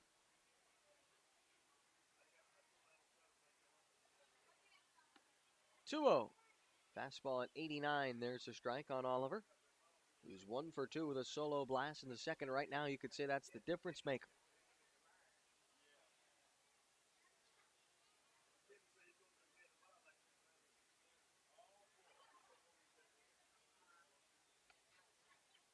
The 2-1 misses outside. Ex-Giants, they played for 10 years between 1896 and 1906 in Trenton, New Jersey. They often battled the Philadelphia Giants. Another Negro League team as the 3-1 misses away.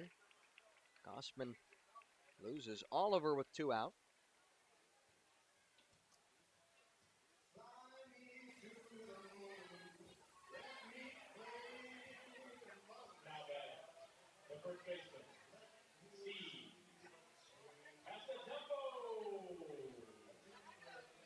Steve Passatempo is 0 for 1. He reached on a walk back in the second inning. Passatempo played for the Rockland Boulders in 2019 and 2020. You know that name as the New York Boulders. Changing their home team status since coming over from the Can-Am League to the Frontier League, from the Rockland Boulders to the New York Boulders. First pitch to Passatempo is in there for a strike. 85 on what looked to be a two-seamer.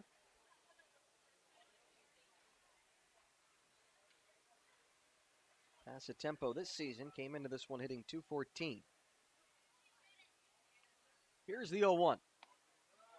There's also another strike, 89, the fastball from Gossman. And that's more like it, well ahead of Passatempo, 0-2.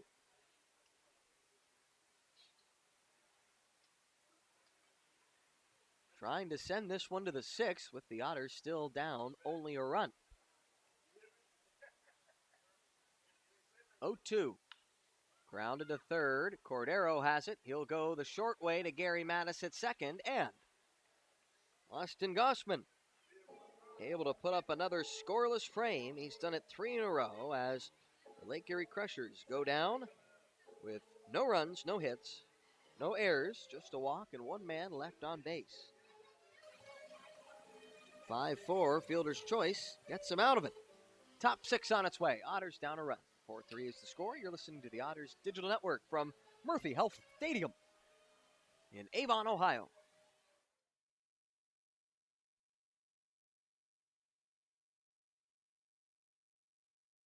Centerpoint Energy's newest generation of safe, efficient energy includes capturing and harnessing the natural power of pure sunshine. We are increasing solar in our balanced and reliable energy mix as we power our region with more clean, renewable energy. We're bringing a little piece of the sun to every home and business while reducing carbon emissions and helping create a cleaner environment. It's just a little something for your smart energy future.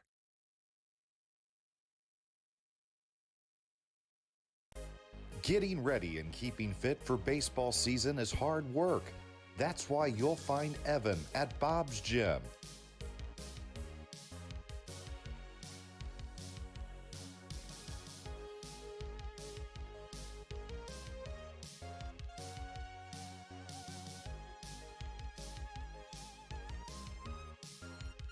Getting fit, having fun, being an Otter. Be like Evan. Try a free 3-day pass at Bob's.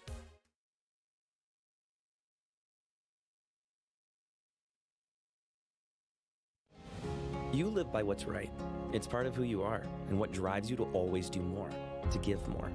At Old National, we get it. We're the bank built on integrity and community. The bank named a world's most ethical company for the last 10 years. The bank that focuses on your financial goals every day. Because your success is everything. And that's why we're here.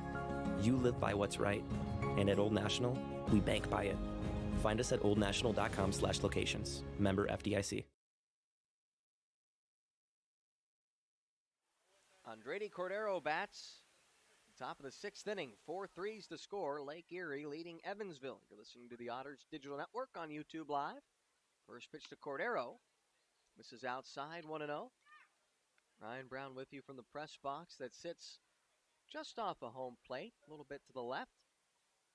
Have a really good angle on check swings, basically staring right at first base umpire Sal Giacomintonio. 1-0. Breaking ball has Cordero going down to his knees, and I think they called it a strike. And Cordero, can't believe it. You think they called that a strike on the swing?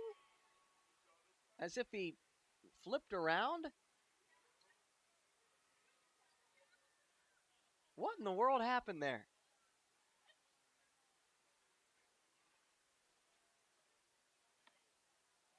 No, he just must have called that a strike. The 1-1 breaking ball likewise is a 1-2 pitch. And Cordero, as he was going to home plate umpire Nick Saxon, he was just smiling. Some wild and wacky stuff. Now the 1-2 pitch from Walda. Breaking ball, cut on and missed. A little out in front, 69. Call it an eephus. There is one out in the top of the sixth.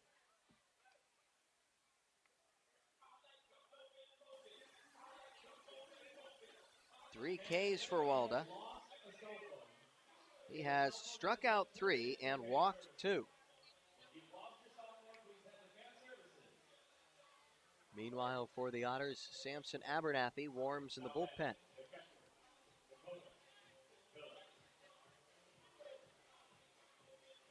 Dakota Phillips, he'll be looking to run into one here. He's 0 for 2.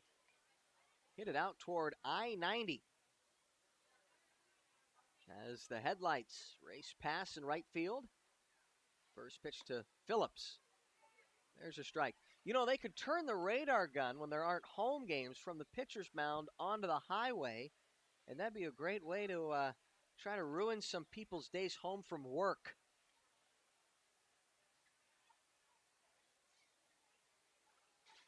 It'd be a little partnership with the local law enforcement. Here comes the 0-1.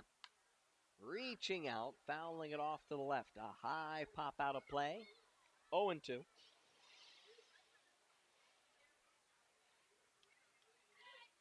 Dakota Phillips. Very neat. He gets to wear that Texas jersey top, I'm sure, for the Texas native.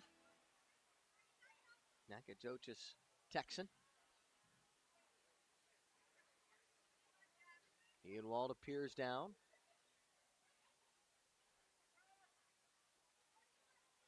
After a long pause, Phillips will call time. Always like to see that veteran move. Don't let a pitcher fully dictate on his terms how long he'll take on the mound. It's too long for your liking. Step out. The 0-2. And here's a line drive out towards shallow center. It will fall in front of Sean Dunston Jr. Dakota Phillips is aboard with a one-out single on an 0-2 count. Nice piece of hitting from him.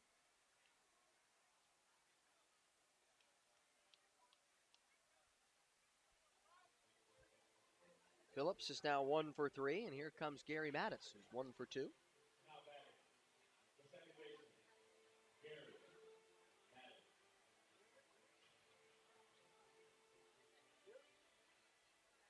Mattis, the quick hands, the tunnel whip that he's able to produce with that bat through the strike zone. Facing Ian Walda.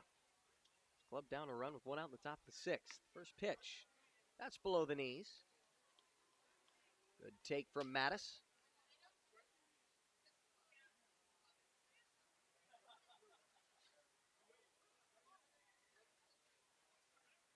Big hole on the right side. We'll take a look at perhaps what kind of bat control he's got.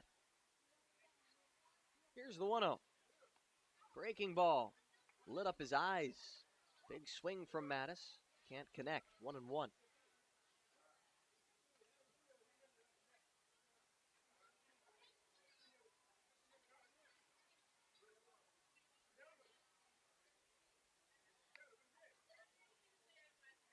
Walda comes set right around his letters. Looks down. Throw over to first.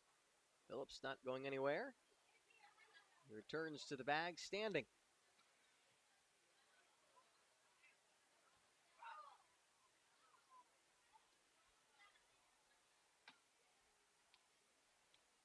1 ball, 1 strike, 1 aboard, 1 out, 1 run the difference. At the top of the 6th, and Waldo will step off again.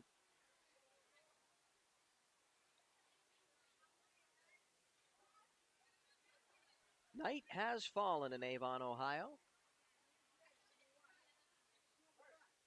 Here's the 1-1. Breaking ball runs in and gets a piece of Mattis. That will put the tying run in scoring position with 1 away for Andy DeJesus.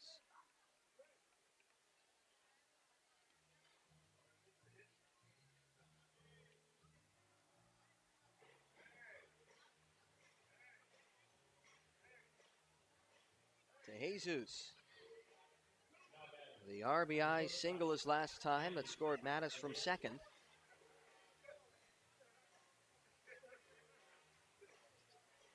Did it with 2 out in the top of the 4th.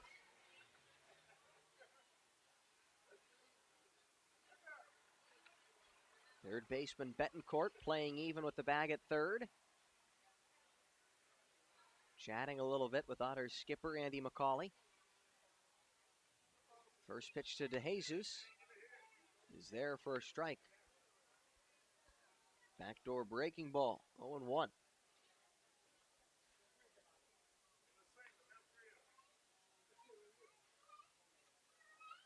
Phillips off second, Mattis off of first. 1 away in the inning. Here comes the 0-1. Oh boy, DeJesus got all of that one, but he pulled it well foul to the right.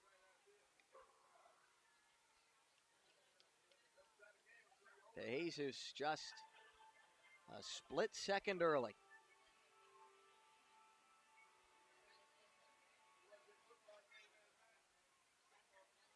See if it rattles Waldo a little bit, maybe. He knows how far it went.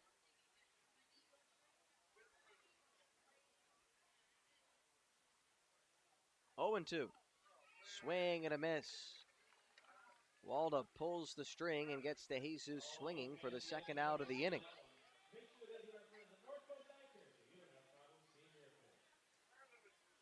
How about this? Waldo has gotten 5 outs now. One of them picking off Miles Gordon. So go ahead and throw that out. The 4 outs he's really gotten have all been strikeouts. Otherwise, 2 walks, a hit by pitch, and the opening ball put in play, a single. First pitch breaking ball to Andrew Penner misses low. Penner struck out his last time facing Sam Curtis. Ian Waldo trying to make it through 2 scoreless.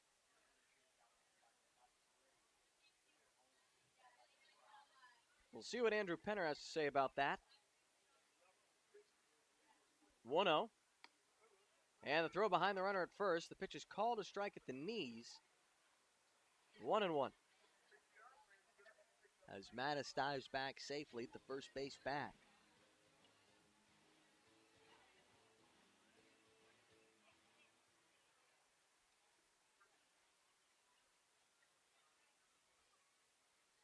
I hope you're able to hear it, but I really like their organ here. It's playing some good tunes. 1 ball, 1 strike pitch. Breaking ball is taken out towards shallow right, looping over the head of the second baseman. Here comes Phillips, home to score and tie the game. Andrew Penner, with 2 out in the top of the 6th inning, has helped the Otters come back from all the way down 4-0. It's now tied at 4, and the Otters have come storming back in this one.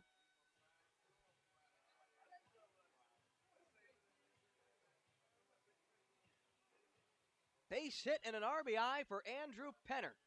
Scores Phillips from second. Sean Dunston Jr. knew better than to try and throw home. And now the Otters have the chance to take the lead.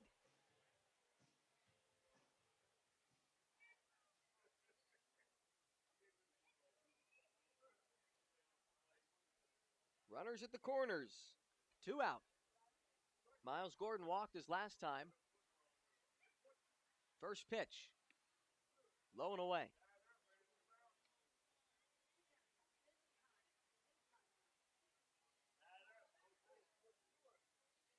Miles Gordon from just north of Lake Erie in Ontario. Playing on the southern shores of the Great Lake tonight. The 1-0. Grounded foul, right side. Also the former Cincinnati Reds product. Farmhand, I should say.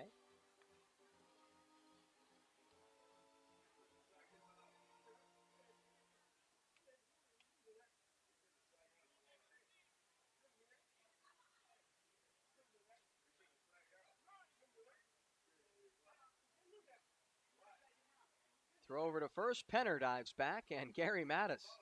He was ready if that ball got away to take home easily.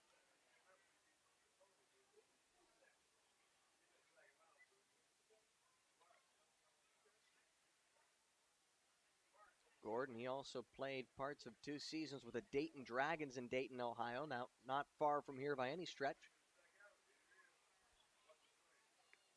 1-1, low and away.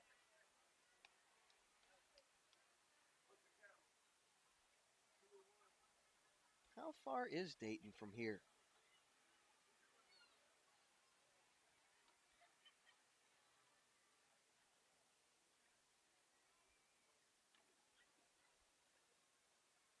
You know, I had a cousin go to Dayton.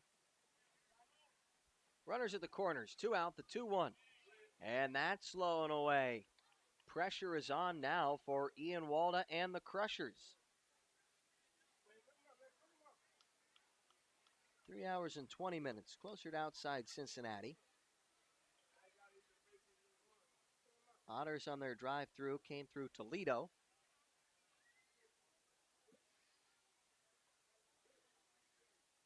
Mattis off third, Penner off of first. Go ahead run at third, 2 out, the 3-1. Gordon fouls it back. Out of play, now the count full.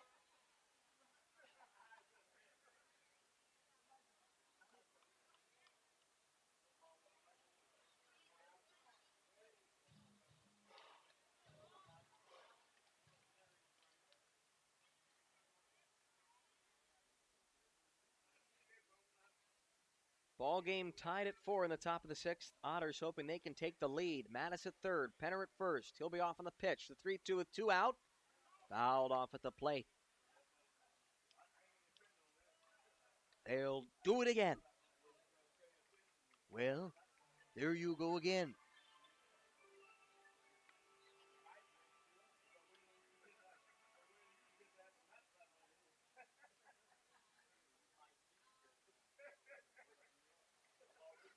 Gordon facing Walda.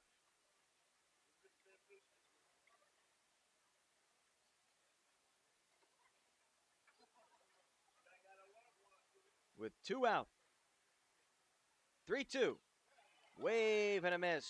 Holding on. For the punch out is Brian De La Rosa. But the Otters tie it in the top of the 6th. Thanks to the RBI base hit with 2 out by Andrew Penner. The rallying River Rats are hoping to keep it tied as we head to the bottom of the 6th. Evansville, Lake Erie, tied at 4. You're listening to the Otters Digital Network on YouTube Live.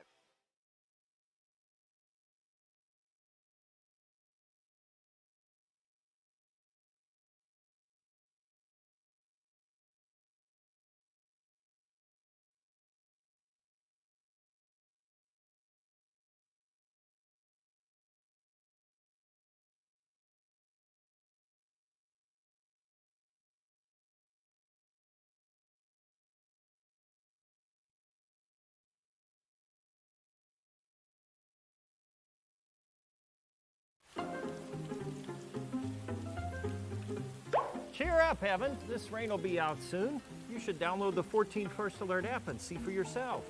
You can see what's coming up to 7 days in advance, or you can break it down hour by hour. Check out live radar so you can see what's happening in real time. And you can watch 14 News live directly from the app. See, there's nothing to worry about. Stay in the game with the 14 First Alert app.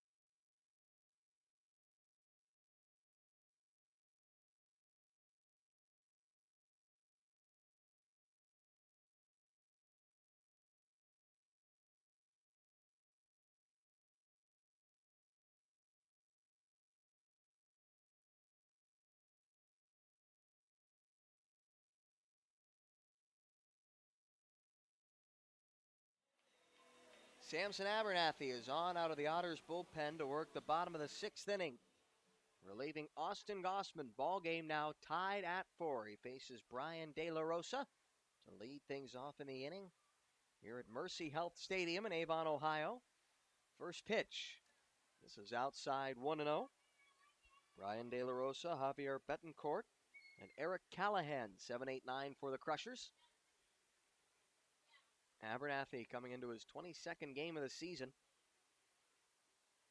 1-0 record, 3.91 his earned run average. 1-0, wave and a miss at the breaking ball. 27 strikeouts, 25 and a third innings of work, 19 walks and 20 hits. For the Chico, California native, Samson Abernathy. 1-1. Just a bit inside.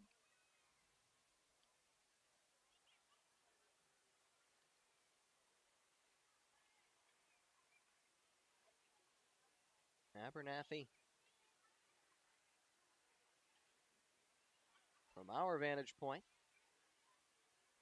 say he's wearing the jersey top of the Detroit Stars from back in 1950. As the 2-1 slider misses low and away. The Stars, who were charter members of the Negro National League back in 1920. It was on the squad that year that included pitcher Bill Holland and catcher Bruce Petway. As the 3-1 is skipped in the dirt, a leadoff walk to Brian De La Rosa. You didn't want to do that. Go ahead run now aboard with the free pass.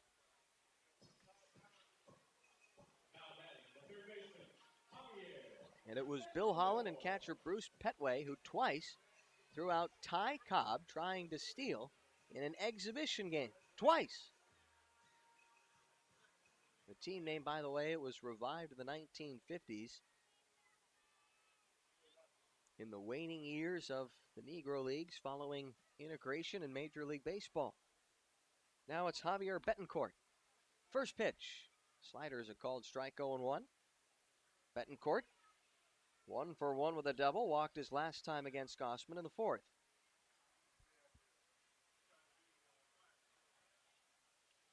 Abernathy, the man they call Abernasty, for the mean bite on his slider. Here's the 0-1. Wave and a miss at that pitch. Throw behind the runner. Very close play. Sal Giacomantonio had to peer in and take a look.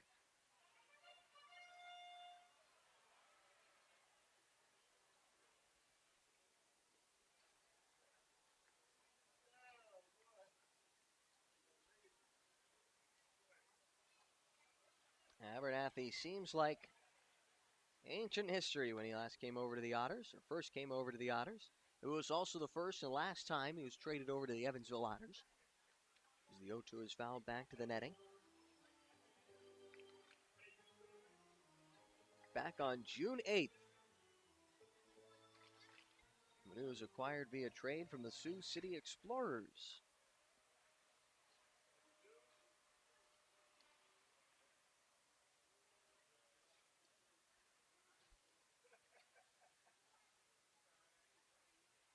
Looking for the strikeout. Here comes the 0-2 again. Swing and a miss. Another throw behind the runner at first. But there will only be one away. As diving his hand back is Brian De La Rosa. There's a strikeout for Abernathy.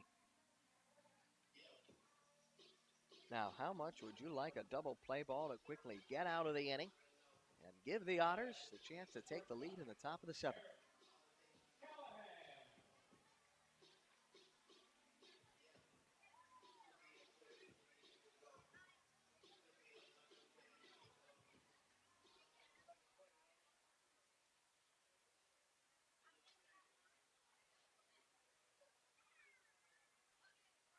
Abernathy set at the belt.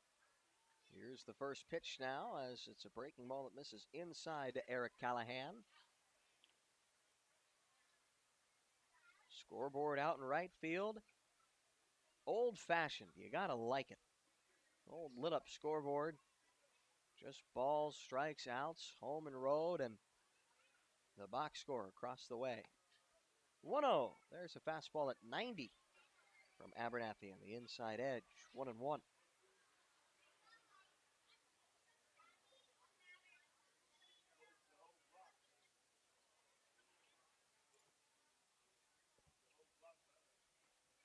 Abernathy with the long hair and the affable disposition. The 1-1 lined over the head of the third baseman Andredi Cordero down the line. Great job by Penner to get to it, though. We'll keep runners at first and second with one out.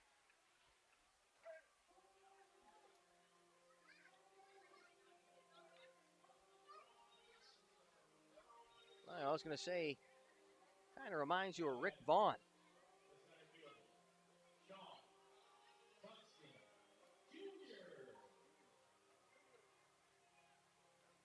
Runners at first and second. Sean Dunston Jr. is 0 for 2. Lined out into the left center field gap his last time up.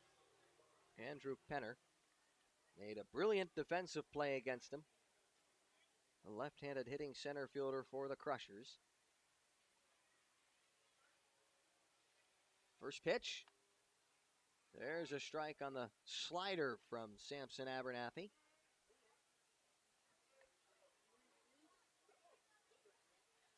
Oh, 0-1 on Dunston Jr., the former Gateway Grizzly.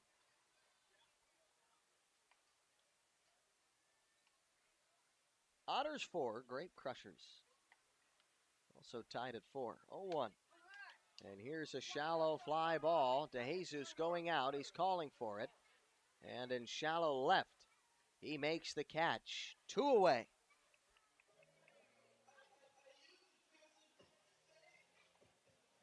It almost felt like the 0 that Austin Gossman was able to put up in the bottom of the 4th inning, working around a leadoff walk, helped to cement the Otters' momentum at that moment. And you tend to feel as if this scenario might do exactly the same heading into the later innings. It's the half inning after the Otters tie things up. Abernathy, that pitching staff, the Otters dugout, want nothing more than a 0 here. Stephen Kraft, first pitch he sees. He fouls back into the right. Out of play.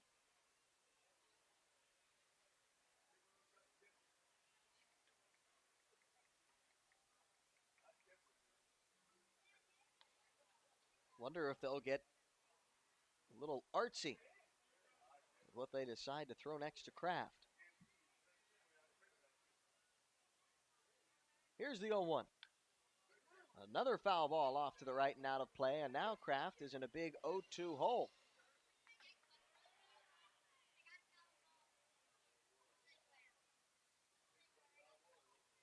Maybe they'll give Kraft, who's swinging the macaroni noodle, some high cheese. Oh, I should have reversed that. Throw some high cheese to make it look like he's swinging a macaroni noodle. Daggone it. Runners at first and second, 2 out, the 0-2. Way high over the head of Dakota Phillips and his glove all the way to the backstop. Well, because we're just outside Cleveland. Just a bit high.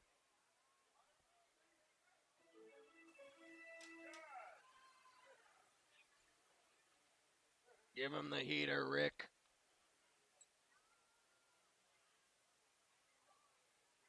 Go ahead, run at third in the bottom of the 6th. Ball game tied at 4. 2 out. Abernathy has his sign. He comes set. Here comes the 1-2 offering. And it's lined out toward right. Mcnamee chasing it, diving down. Does he have the play? Does he have the catch? Yes, he does. Elijah Mcnamee keeps it a tie ball game as he races in from right field to right center in shallow territory and makes the catch. We're heading to the top of the 7th in what is still a ball game tied at 4 on the southern banks of Lake Erie. You're listening to the Otters Digital Network on YouTube Live.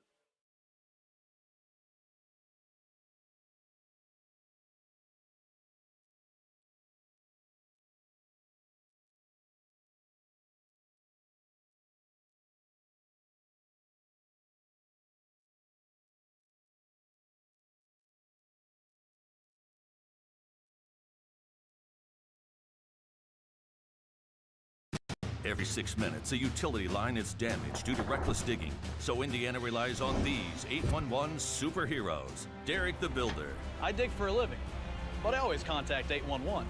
Mary the Gardener. Before I plant a tree, I contact 811. And Mike the Contractor. I contact 811 before I do my work. Prevent damage or injury. Call 811 anytime or go online 811now.com. This message is sponsored by the Indiana Utility Regulatory Commission and this station.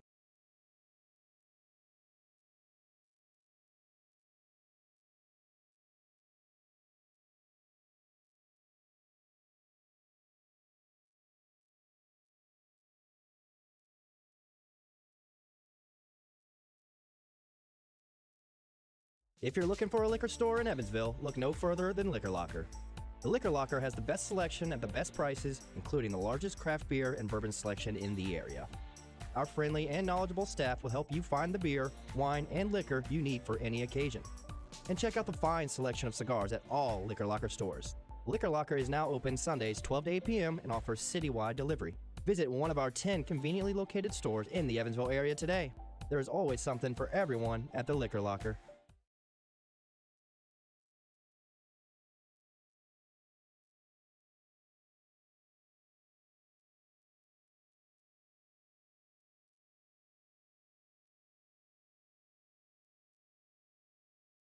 Fix up your home with Heritage. Our home improvement financing options can help you change your home now and pay for it over time. Upgrade your home. Make home repairs. Remodel a kitchen. Build a new deck. Add a new room. Remodel your bath. Update appliances. Whether it's a small weekend project or a large renovation, Heritage Federal Credit Union can help you finance your improvements today. Fix up your home with Heritage.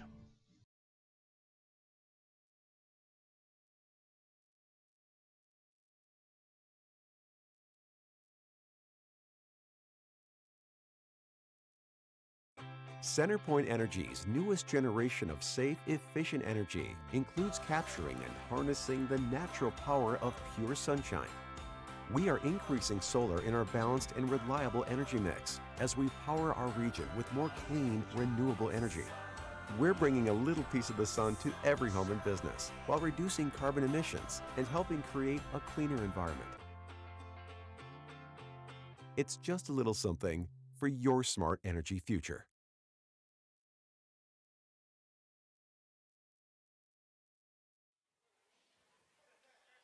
Top of the 7th inning. 4-4 ball game. Elijah Mcnamee bats facing Ian Walda. Otters tied it in the top of the 6th. First pitch to Mcnamee is there for a strike at the knees. Mcnamee now 1 for 3. He made the brilliant defensive play on the looping liner to shallow right center to keep this ball game tied. Retiring Stephen Kraft, and he leads off the top of the 7th. Doesn't it feel like that always happens, by the way? A guy makes a great defensive play and he's leading off the next inning. I mean, what's up with that?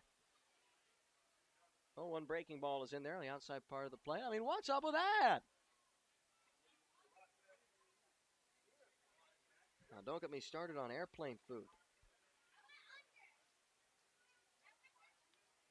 Mcnamee in an 0-2 hole, facing Walda. Here's the pitch. Reaches out over the mound. Might be a tough play for the shortstop. Callahan takes a little bit of time, and Mcnamee safe at the bag, able to beat out the infield single, leading off the inning.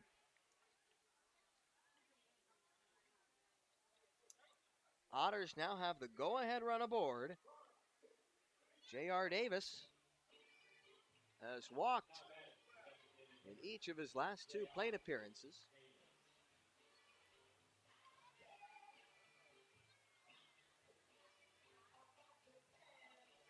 Good call over there at first by Sal Giamet. You know what? I knew I was going to do it. I was so, less than humble, thinking, oh, man, I've gotten right. Sal Giacomintonio had the right call at first. Looking at the replay. First pitch breaking ball to J.R. Davis is in the turf low, 1-0. Otters having a better night than their broadcaster.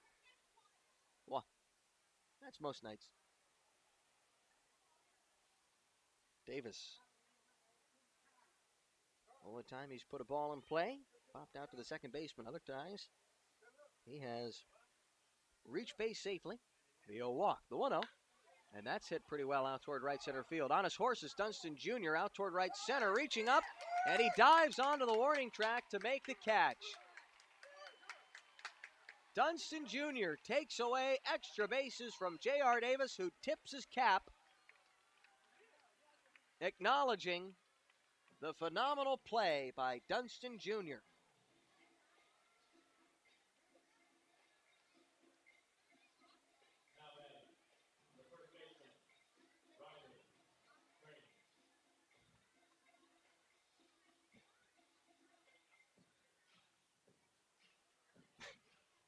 You should, if you've got Frontier League Live TV, just go back and look at that play. Oh, it'll give you a chuckle. Oh, that's so funny. Here's Riley Crane, runner at first, one out. Crane has already homered tonight. First pitch, up and away. Crane 1 for 3.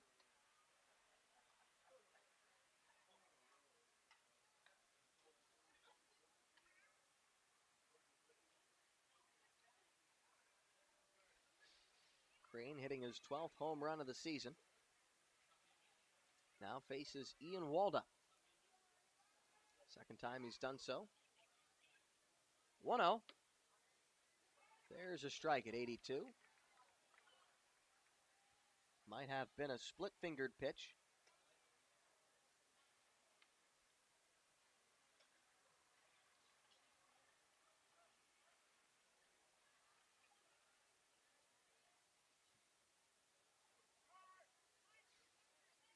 Time called.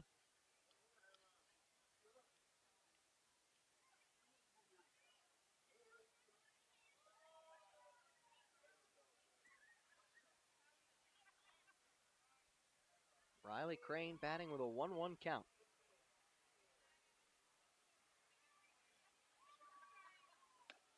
Wave and a miss at the change. 77 from Ian Walda.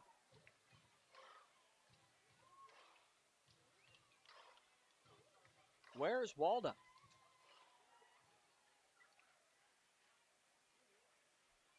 You wonder when the change has the floor drop out from underneath it. Runner at first, one out. Now the 1-2. Swing and a miss. Back-to-back change. That's Riley Crane. And now there are 2 down on the top of the 7th.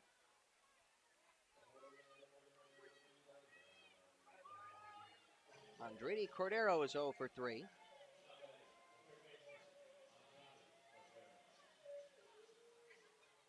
Some fans behind home trying to get the wave started.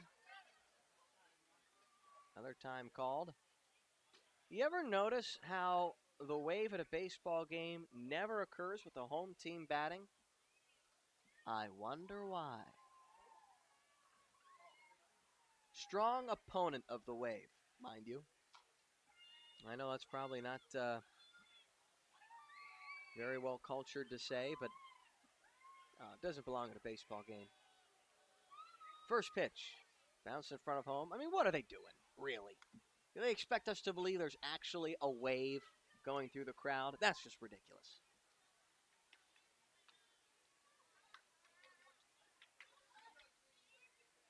Let's see if they try to get it going again. They don't even have fans in the outfield. How are they supposed to? 1-0.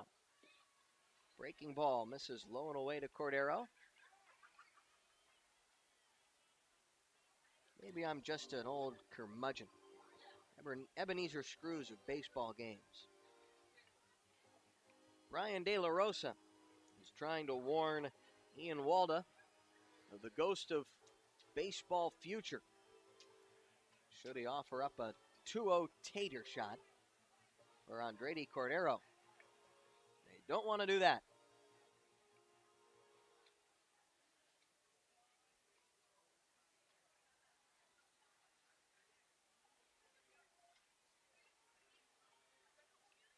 Mcnamee reached on an infield single.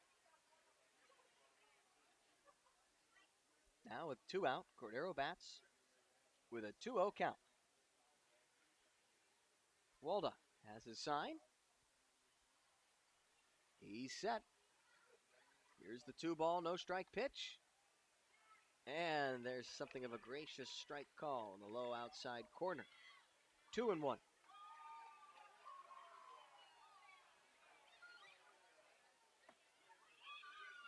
They got the wave going again.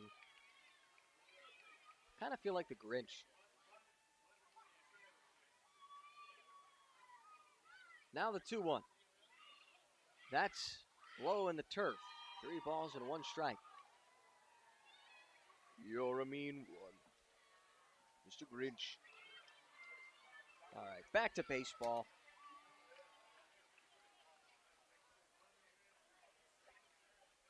Cordero has hit a ball hard today, lined out to the second baseman, Trevor Akanba.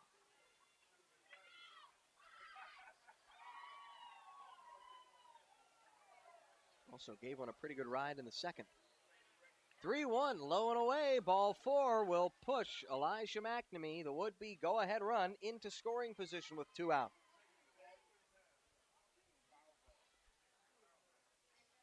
For Dakota Phillips, who did single against Walda his last time, but that's going to be it for the right-hander,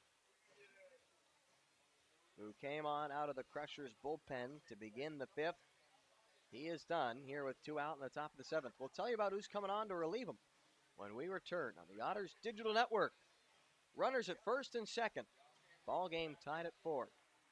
You're listening to YouTube Live.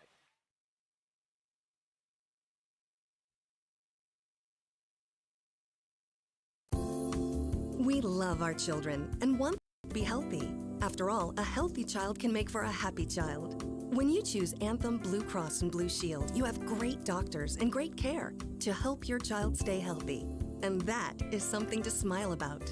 Choose Anthem to help keep your children healthy and happy. Enroll today. Call 1-800-403-0864. To learn more, visit www.anthem.com/inmedicaid.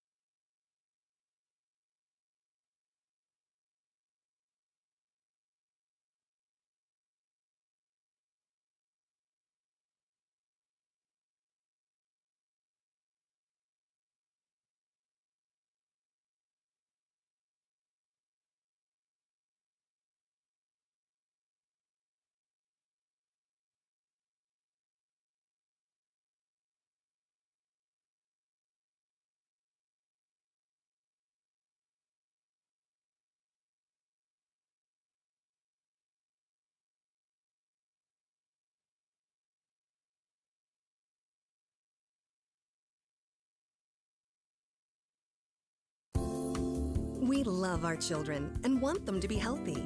After all, a healthy child can make for a happy child.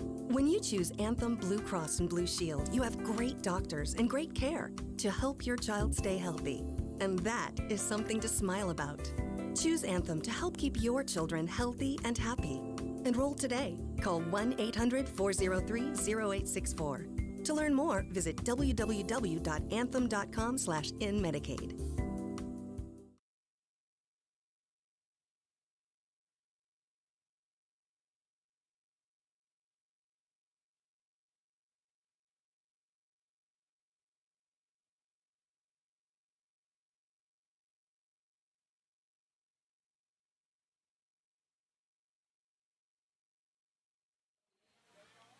Right-hander Aaron Glickstein out of the Crushers' bullpen. Go-ahead run in scoring position in the top of the 7th inning. Elijah Mcnamee at second, Andredi Cordero at first, 2 out, and here comes Dakota Phillips. Glickstein, 493, his earned run average, making his 19th appearance. Has so far come out of the bullpen 12 times this season. 3-3 his record. 40 strikeouts through 42 innings of work. 20 walks, 39 base hits. Dakota Phillips is 1 for 3, singled his last time. Glickstein set. Here comes the first pitch. Swing and a miss. Breaking ball low and away.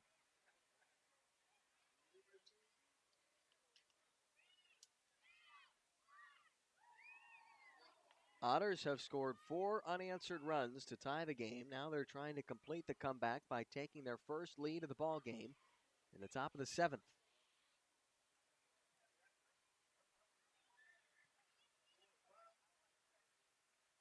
Here's the 0-1.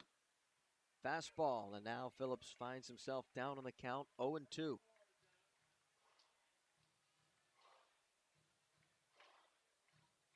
Phillips,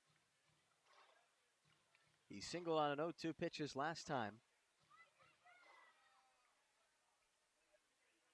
See if he can do it again.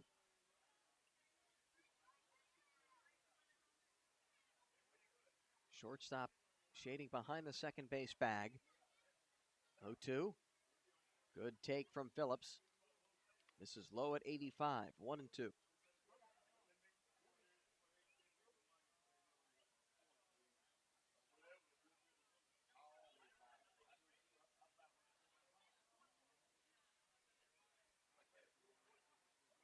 Glickstein, the Stony Brook University product, going up against the former Tennessee Wesleyan Bulldog.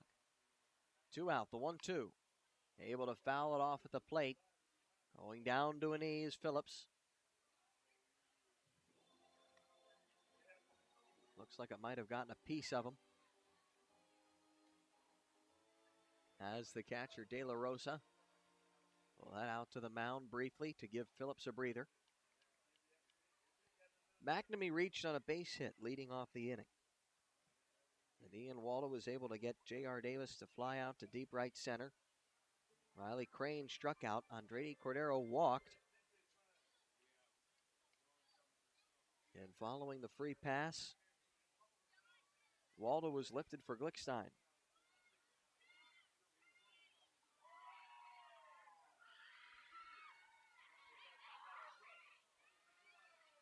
Once more, runners at first and second, 2 out. Tie game. Here's the pitch to Phillips. Right on that fastball. He takes it back to the netting. 1-2. It count remains.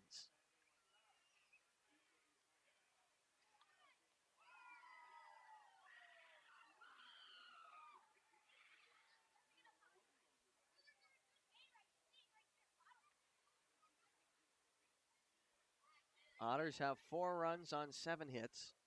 No errors committed by the Crushers. They've got 4 on 4 hits. Well, the Otters have committed 3. Glickstein, the long look down. Now he's set at the belt. The 1-2. Swing and a miss for strike 3. Go ahead run. Left stranded in scoring position. We head to stretch time here at Mercy Health Stadium. You're listening to the Otters Digital Network. 4-4's the score on YouTube Live.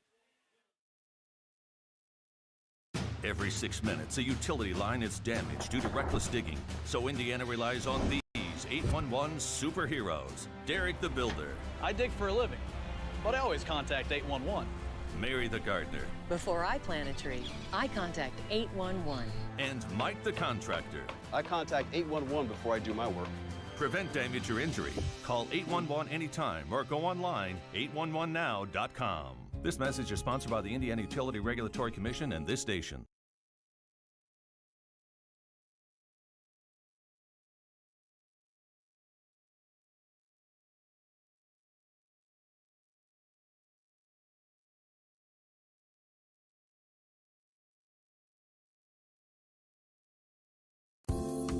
We love our children and want them to be healthy. After all, a healthy child can make for a happy child. When you choose Anthem Blue Cross and Blue Shield, you have great doctors and great care to help your child stay healthy. And that is something to smile about. Choose Anthem to help keep your children healthy and happy. Enroll today. Call 1-800-403-0864. To learn more, visit www.anthem.com/inmedicaid.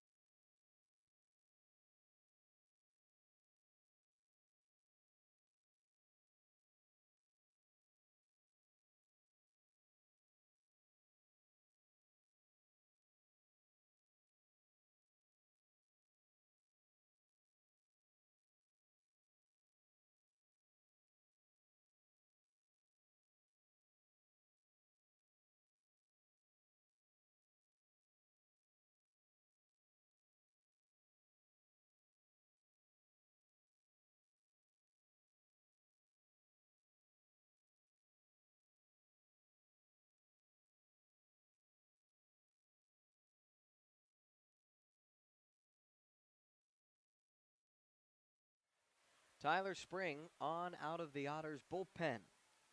Bottom of the seventh, he faces Isaac Bernard, Trevor Akanba, and Connor Oliver. First pitch to Bernard. This is high, 1-0. Tyler Spring making his 27th appearance of the season. Best ERA out of the bullpen. 4-0 his record, 225 that earned run average. 40 strikeouts through 36 innings of work, 17 walks, and 24 hits allowed. 1-0 likewise misses. 88 miles per hour the fastball from the 6'6 right-hander, Tyler Spring. Isaac Bernard is 0 for 3 out of the 3 spot in the lineup.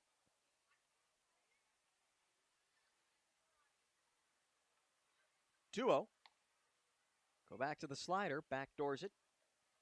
Gets a strike called, 2-1. Otters Crushers, game 1 of this 3-game weekend set. Evansville trying to bounce back after a 2-1 walk-off loss in Windy City last night. 2-1 slider misses low and in, goes all the way to the backstop.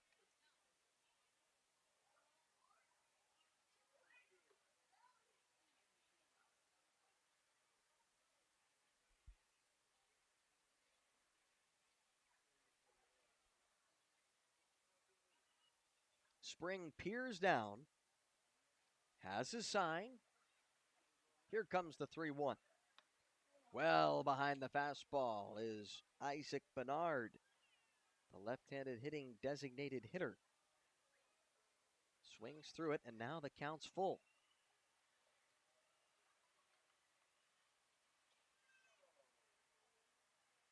Spring shakes off Phillips. Has the one he wants. Here comes the 3-2. And the 87-mile-per-hour pitch misses just a touch outside. Isaac Bernard, the go-ahead run, is now on to begin the inning.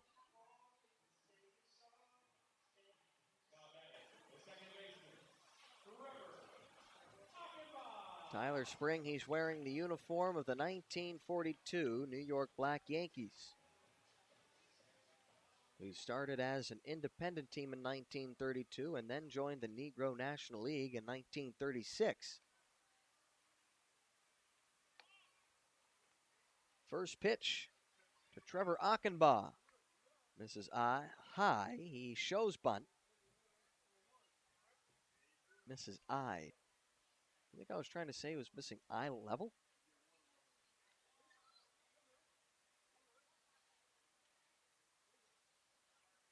Throw over to first. And Isaac Bernard went back to the bag standing. He probably shouldn't have. Pickoff was pretty close.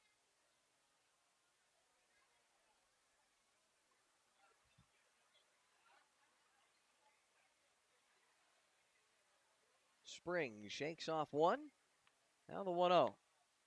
Good decision to go to the breaking ball there as Akanba was well out in front of it. 1-1. Akanba, by the way, 0 for 3. Flied out to center field his last time up. 1-1. Back to the breaking ball. This time it's called a strike, and Trevor Akanba not necessarily agreeing with the call from Nick Saxton, as he bends his back and lets out a groan. Spring set at the belt. Here comes the 1-2. Able to fight it off, lifting it out to right, and out of play.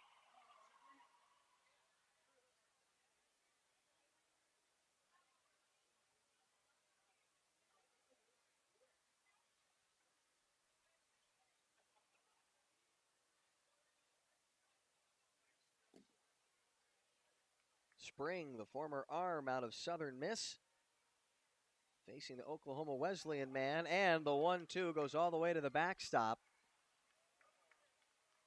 Wild pitch will now put the go-ahead run in scoring position with nobody out. Pretty much a repeat of how the bottom of the 6th got underway. Samson Abernathy was able to work out of it. Will Tyler Spring be able to do the same?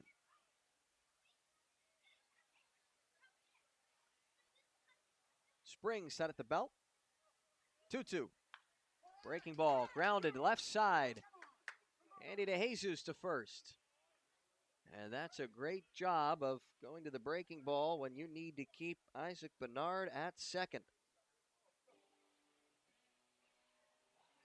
And Akanba not able to move him over. He is retired for the first out of the inning.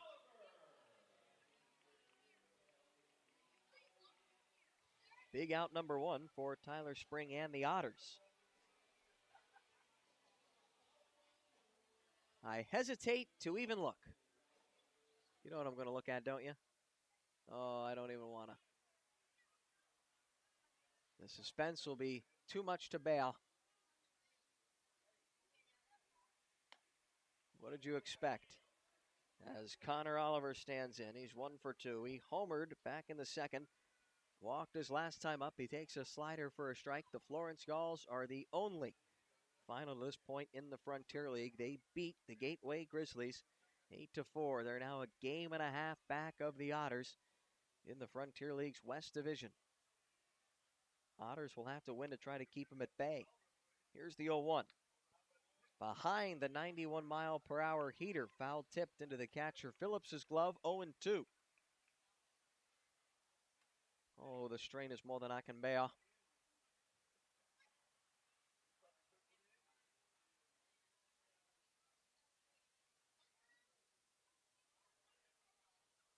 Oliver, the former 23rd round pick of the Atlanta Braves back in 2013. Here comes the 0-2. Fastball high. Oliver was selected out of the State College of Florida, Manatee, Sarasota in Bradenton. He's playing in his 3rd season with the Crushers this year.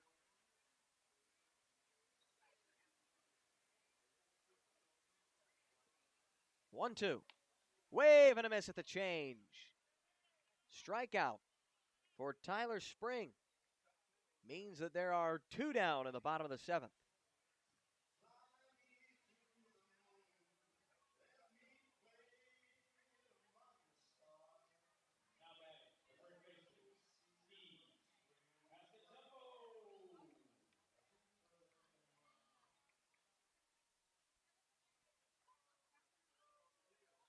The Crushers are threatening to leave a man stranded without scoring a run in each of the last 5 innings. First pitch to Steve Passatempo is a slider for a strike, 0-1.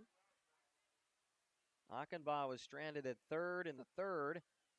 Betancourt at 2nd in the 4th. Oliver at 1st in the 5th.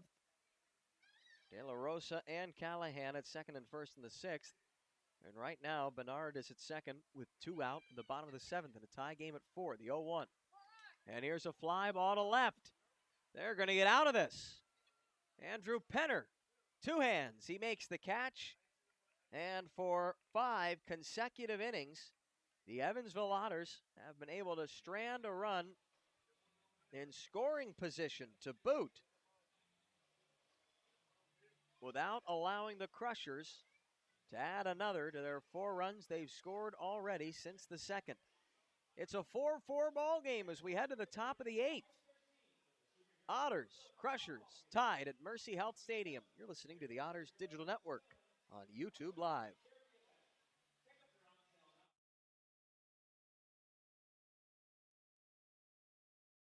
Every 6 minutes, a utility line is damaged due to reckless digging. So Indiana relies on these 811 superheroes. Derek the Builder.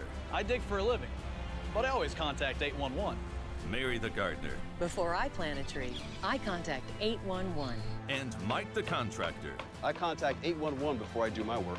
Prevent damage or injury. Call 811 anytime or go online 811now.com. This message is sponsored by the Indiana Utility Regulatory Commission and this station.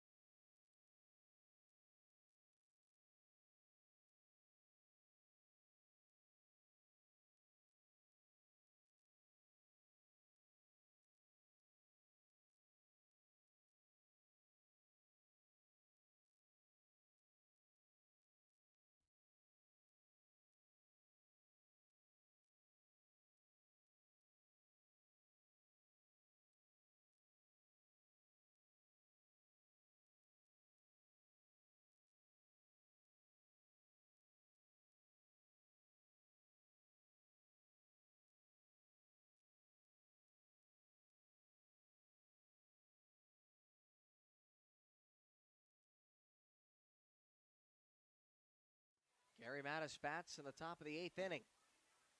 Ball game tied at 4. First pitch to him is there for a strike, going 1. New arm out of Lake Erie's bullpen. Tell you about him in just a moment following the 0-1. The line, the 0-1 delivery is lifted off to the right and out of play. Pardon me, that's still Aaron Glickstein out there.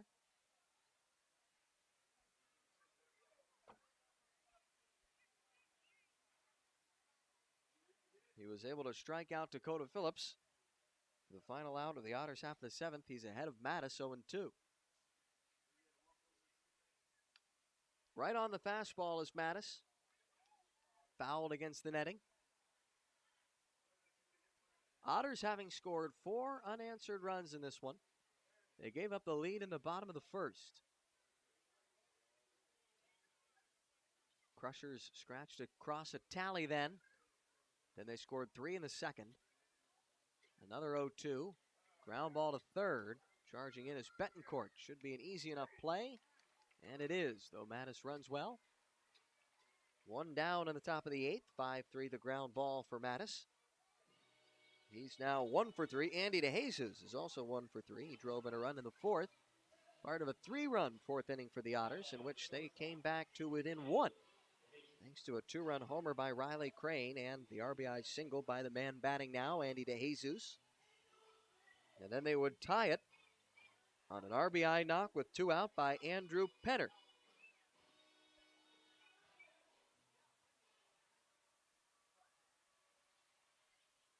And that came back in the top of the 6th. First pitch to DeJesus. There's a strike at the belt, 0-1.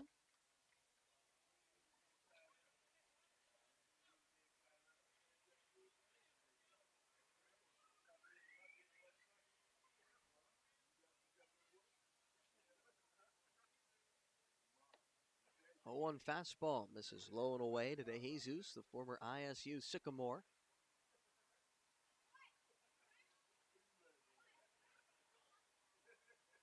Talking about how the longtime Gary South Shore Railcat, playing not far from his old yard in his old home team city. The Otters were in Crestwood as the 1-1 misses high. 2-1. DeJesus put together a nice series, hoping to keep it going. He's already delivered big once tonight, hoping to put the go-ahead run on base here. 2-1. Grounded foul, first base side, past Otters first base coach, Boots Day, and reaching over, a fan who's with a young toddler who must have been holding the toddler as he went over, because the younger of the two fans was standing on the warning track when his father, I assume, missed the baseball. So the kid went for a little bit of a tumble over the fence as well. I don't care who you are. That's funny. Here's the 2-2. And it's a line drive into left. That's going to fall for a base hit.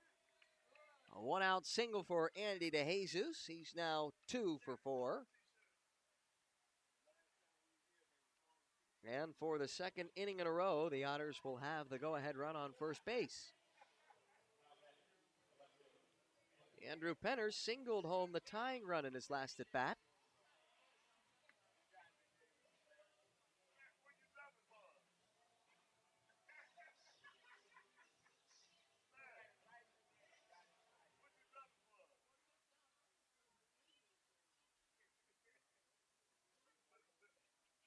Third baseman Betancourt playing back. Otters have tried some crazy stuff in the past. DeJesus off first. The first pitch to Penner. There for a strike on the outside part of the plate, coming in at 81, 0-1.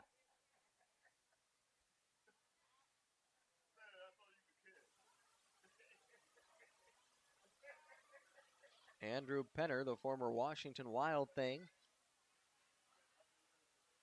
former River City Rascal. 0-1, foul toward the Otters bullpen.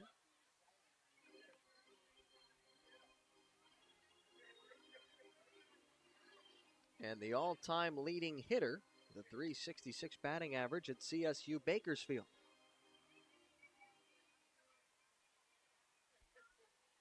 Quick accolade review for the Frazier Park, California native, Andrew Penner.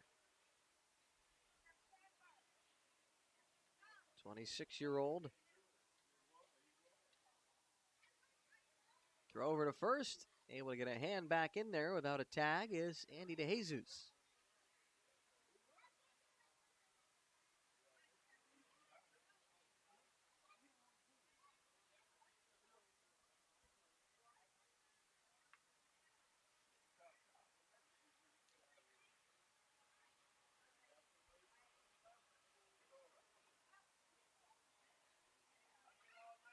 Otters trying to tie what would be a record for the season in their largest comeback win back on June 8th,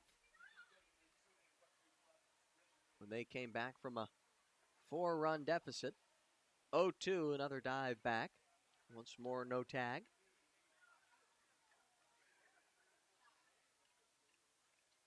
That came against the Florence Yalls. Otters found themselves down 5-1 in the bottom of the second inning and came back to make it an 11-7 ball game. Here's a liner out toward the main concourse foul on the 0-2 to Penner.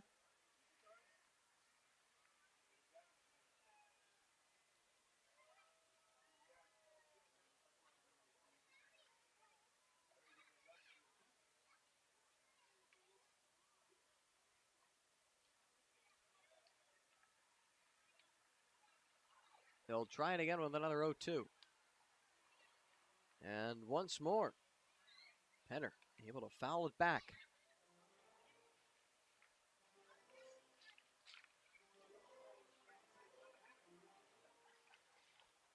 DeJesus standing on the first base bag. Popped his helmet off briefly. Home plate umpire Nicholas Saxton says play ball as Glickstein That's the right arm dangle, a la Craig Kimbrell. The 0-2 to Jesus goes, lifted up to the right and out of play.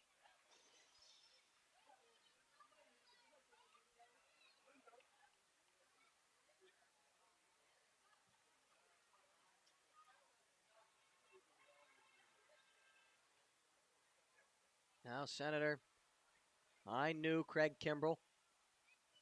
I worked with Craig Kimbrell. I respected Craig Kimbrell. You, sir, are no Craig Kimbrell. Throw it to first. Jesus dives a hand back in there.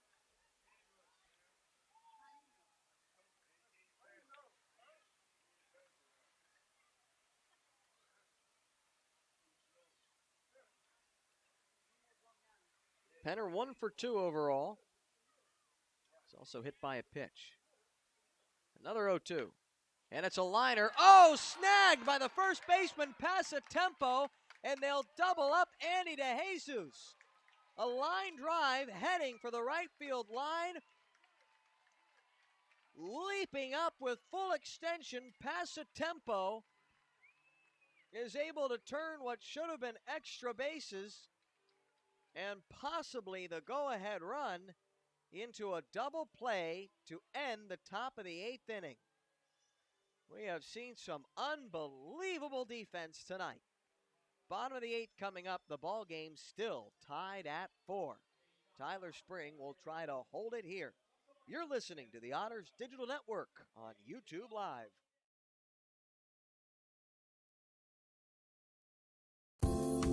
We love our children and want them to be healthy. After all, a healthy child can make for a happy child. When you choose Anthem Blue Cross and Blue Shield, you have great doctors and great care to help your child stay healthy. And that is something to smile about. Choose Anthem to help keep your children healthy and happy. Enroll today. Call 1-800-403-0864. To learn more, visit www.anthem.com/inmedicaid.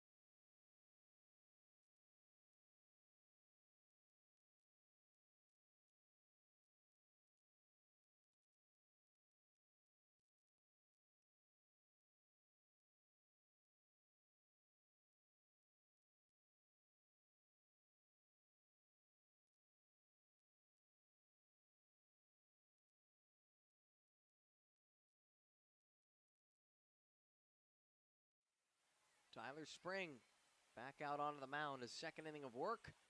First pitch to Brian De La Rosa. This is up and in. With the breaking ball, De La Rosa bends out of the way. 3 unassisted double play, ending the Otters' threat. The top of the 8th. And the 1-0 slider runs in and gets De La Rosa right in his numbers. So for the 3rd inning in a row, the Crushers will begin the bottom half of an inning with the go-ahead run on first with nobody out following a free pass.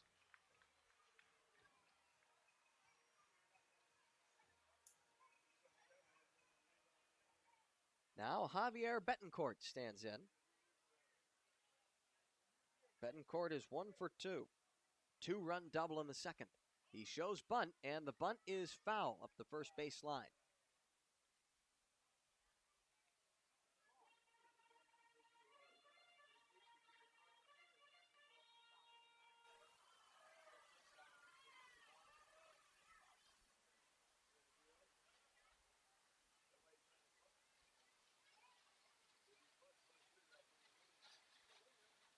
Tyler Spring looking to get through the 8th.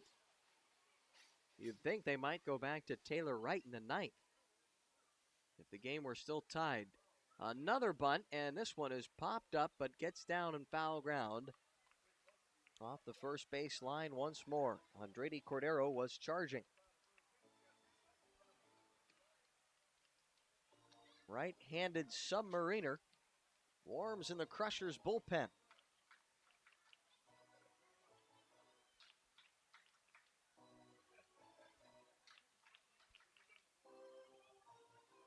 You would doubt that they'd try it again 0-2, but you never know. Throw over to first, and the throw gets past Riley Crane. Oh boy. De La Rosa to second. He's around second as Mcnamee finally picks up the baseball up the right field line after a bunch of caroms. And now the go-ahead run is at third with nobody out. Following the throwing error. Oh my goodness.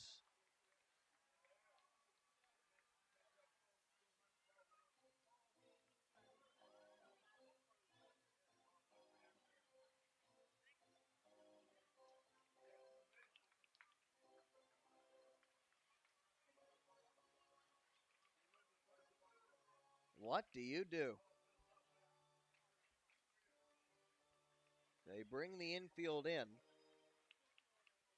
You wouldn't think they'd let the 0-2 to Betancourt be anywhere close. Here comes the 0-2. There's a called third strike. The breaking ball from Tyler Spring. And there is one big out away in the bottom of the 8th. Now it's Eric Callahan. I know what you're thinking. Do you walk him to try to set up a double play? Problem is, Callahan is the number 9 man ahead of leadoff batter Sean Dunston Jr., their left-handed hitting center fielder. Here comes Max Peterson, talking over strategy with Spring, Phillips, and the entire Otters infield.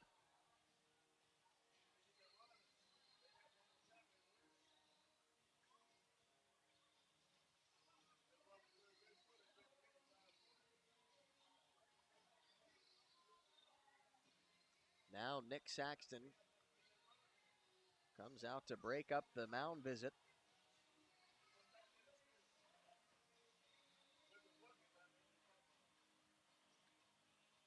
Peterson will return to the Otters dugout.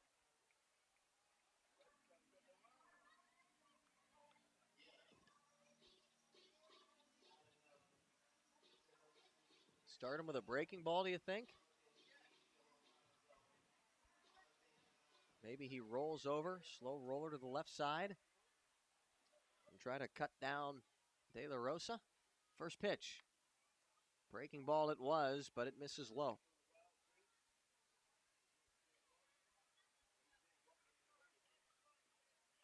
Abernathy pitched a scoreless 6th after allowing a leadoff walk. So too did Spring in the 7th. Here comes the 1-0. Wave and a miss. Over top of what appeared to be another slider from Spring.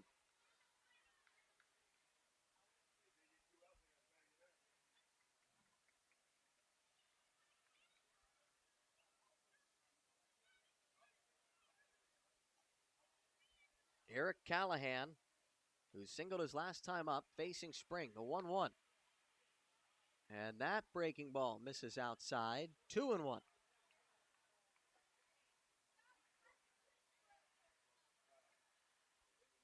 Mentioned earlier, Dunston Jr., leadoff batter on deck. Time is called as a ball escapes from the Crushers' bullpen.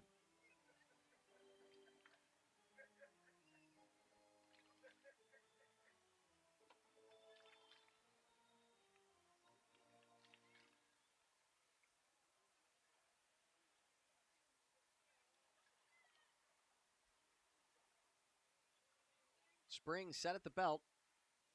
2-ball, 1-strike pitch. Fouls it off to the netting. over the Otters dugout, 2-2.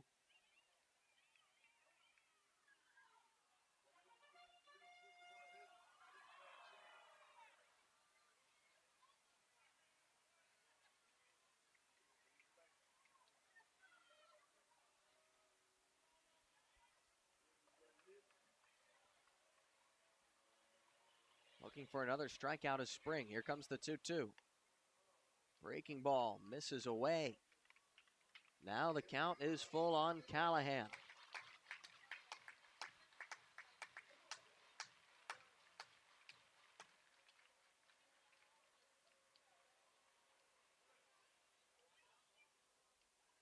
Callahan, the rookie, out of Millersville University in Millersville, Pennsylvania, facing the Wiggins, Mississippi man. 3-2, swing and a miss, pumps the fastball by him. And now there are two down in the bottom of the eighth.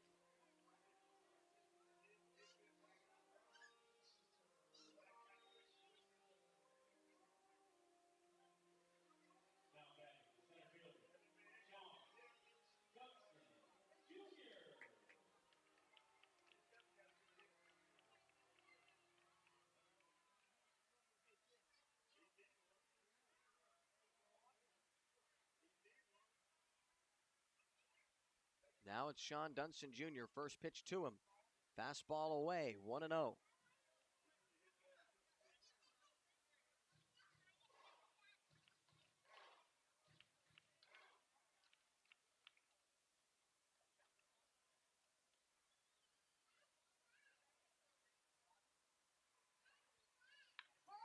Grounded to the right side. They're going to get out of this. Mattis to Crane. And can you believe it? Put a little spring in your step. Tyler Spring is able to strand the go-ahead run in the bottom of the eighth at third with nobody out. Striking out Betancourt and Callahan before getting Dunston Jr. to ground out to second. We head to the top of the ninth in miraculously what is still a tie ball game, 4 apiece. You're listening to the Otters Digital Network from Mercy Health Stadium in Avon, Ohio on YouTube Live.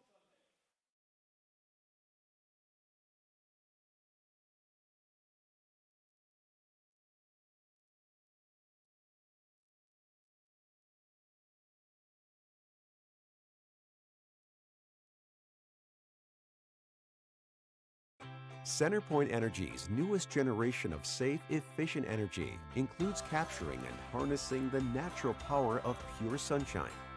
We are increasing solar in our balanced and reliable energy mix as we power our region with more clean, renewable energy. We're bringing a little piece of the sun to every home and business while reducing carbon emissions and helping create a cleaner environment. It's just a little something for your smart energy future.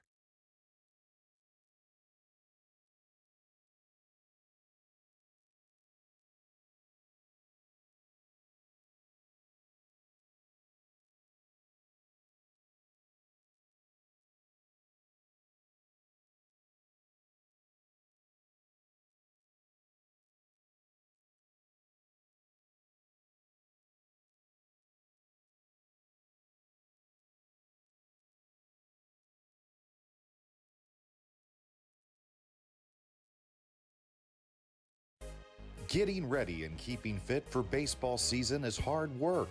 That's why you'll find Evan at Bob's Gym.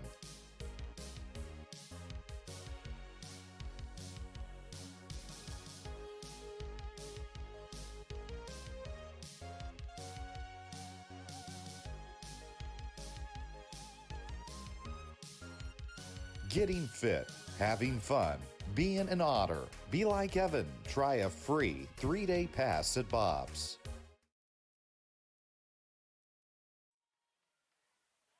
Miles Gordon bats in the top of the ninth inning, 4-4 the score. First pitch is lifted. Out toward foul ground and left, it's going to get out of play. Ball game tied at 4. The Otters tying it up in the top of the sixth.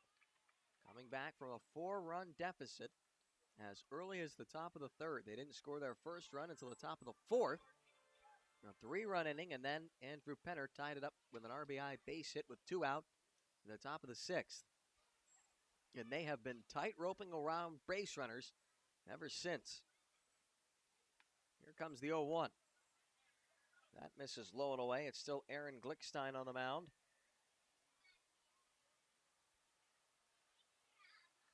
Miles Gordon 0 for 3 with a walk.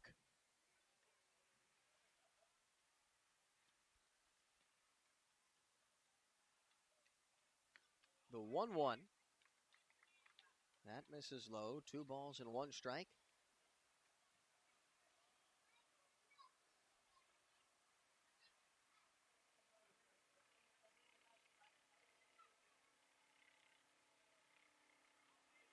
And the 2-1. Slider from Glickstein. That misses low below the knees. Gordon, would you give the take to the leadoff man at the top of the ninth? 3-1. Well, it doesn't matter whether or not you were. Miles Gordon is able to take a 3-1 pitch that misses inside for ball 4, and the Otters have the go-ahead run on first base with nobody out in the top of the ninth inning.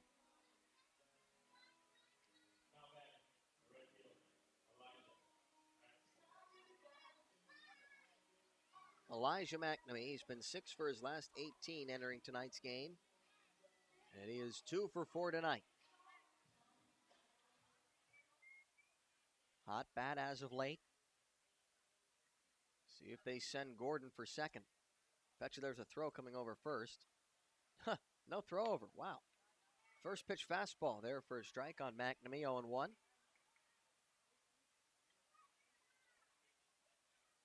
The more you know.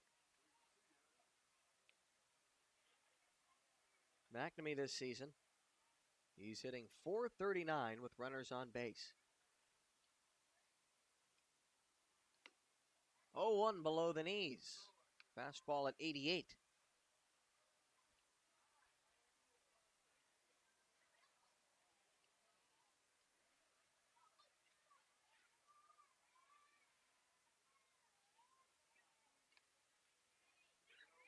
Glickstein came on to get the final out of the 7th. Pitched a scoreless 8th. 1-1. Ground ball past the third baseman. Through into left. And the Otters will be able to move the go-ahead run into scoring position with nobody out. As Mcnamee is now 3 for 5.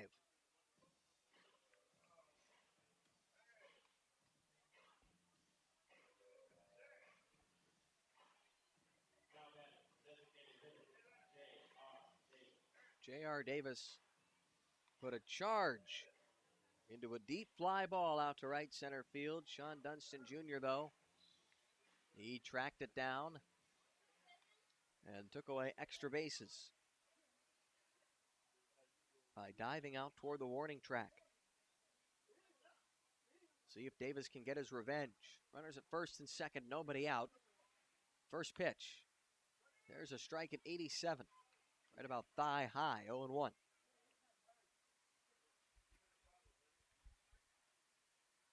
Davis, the Otters' number 3 man. Veteran presence at the plate.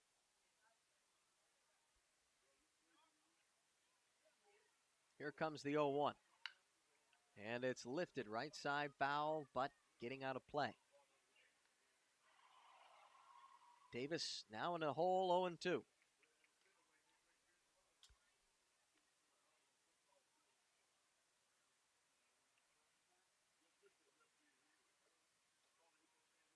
Gordon off second, Mcnamee off of first. Davis crouches down, demonstrating his 2-strike stance, and he calls time at the plate.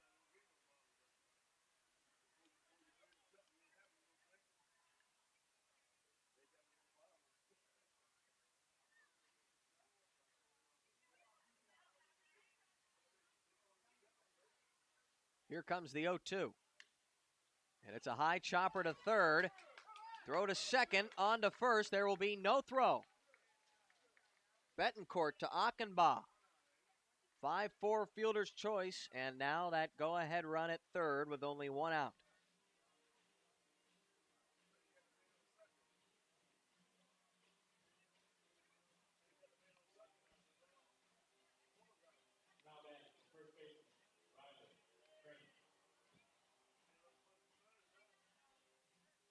Runners at the corners and one out for Riley Crane.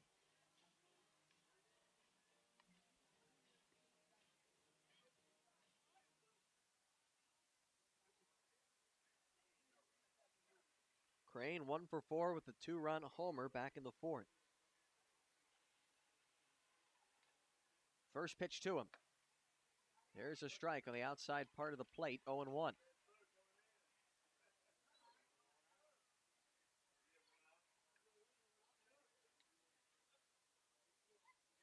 Crane facing Glickstein in a tie ball game in the top of the ninth. 4-4 is the score. Here comes the 0-1. And it's lined into center field. Riley Crane has just given the Otters a 5-4 lead in the top of the ninth inning. Riley Crane delivering the biggest at-bat of the ballgame to this point.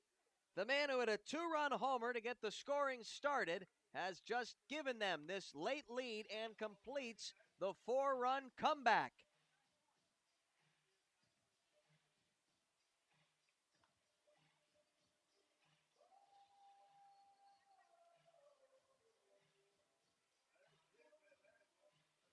Gordon scoring from third.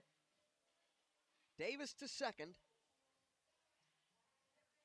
And this crowd is silent.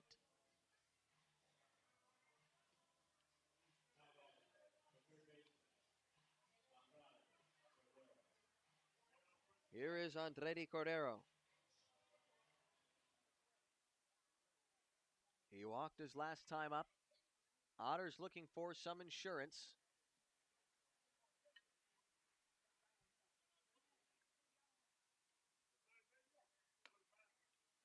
First pitch a called strike on the outside edge, 0-1.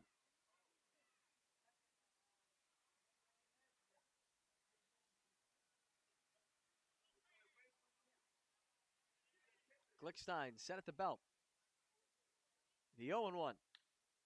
Hard hit ground ball to short. Underhand toss to second and on to first. 6-4-3 double play. But the Otters take a 5-4 lead on Riley Crane's RBI line drive base hit to center field. As we head to the bottom of the ninth, the Otters with a chance to win it if Logan Sawyer can hang on for his 17th save of the year. Don't go anywhere. You're listening to the Otters Digital Network on YouTube Live.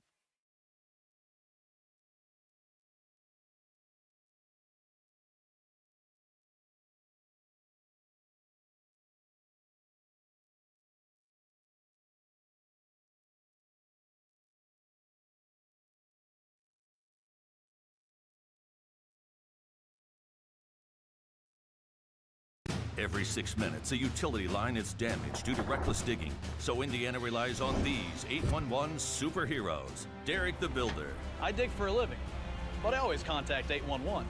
Mary the Gardener. Before I plant a tree, I contact 811. And Mike the Contractor. I contact 811 before I do my work. Prevent damage or injury.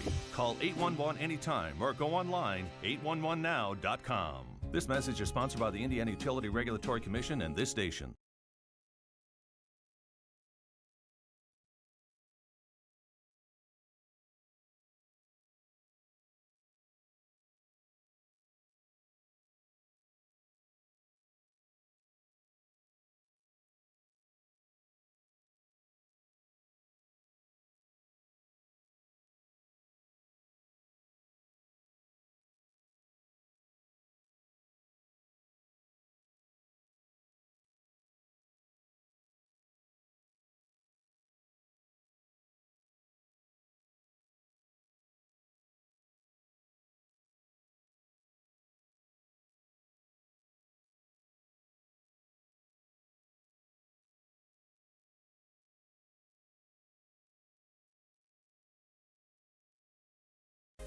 Getting ready and keeping fit for baseball season is hard work. That's why you'll find Evan at Bob's Gym.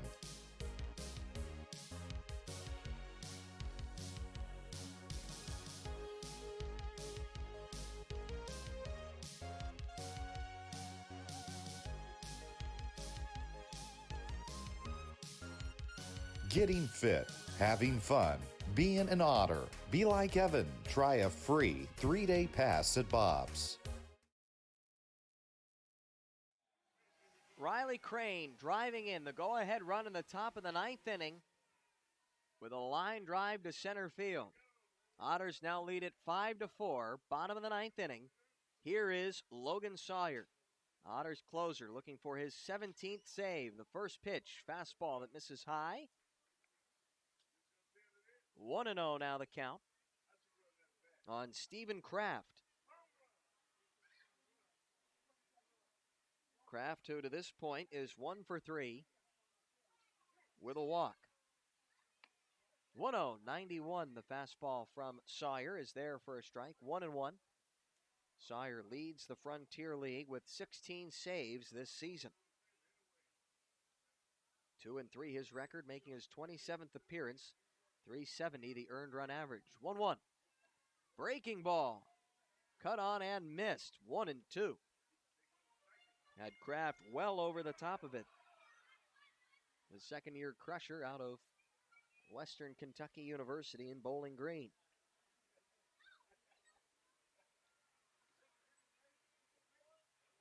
Sawyer ahead in the count, 1-2. Here's the pitch. Another bender. This bounces in front of home. Now the count even. 2 balls and 2 strikes. Ryan Brown with you on the Otters Digital Network.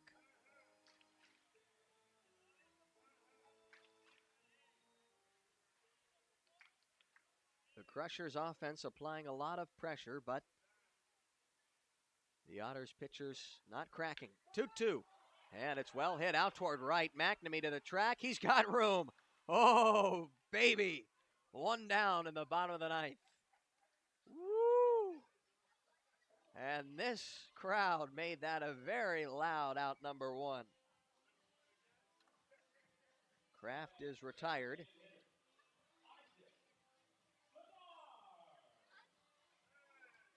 Well struck, but Kraft penalized there for taking it the opposite way. Now it's Isaac Bernard, walked his last time up. First pitch. There's a strike at 83, might have been the split finger from Sawyer. The Knoxville, Tennessee native.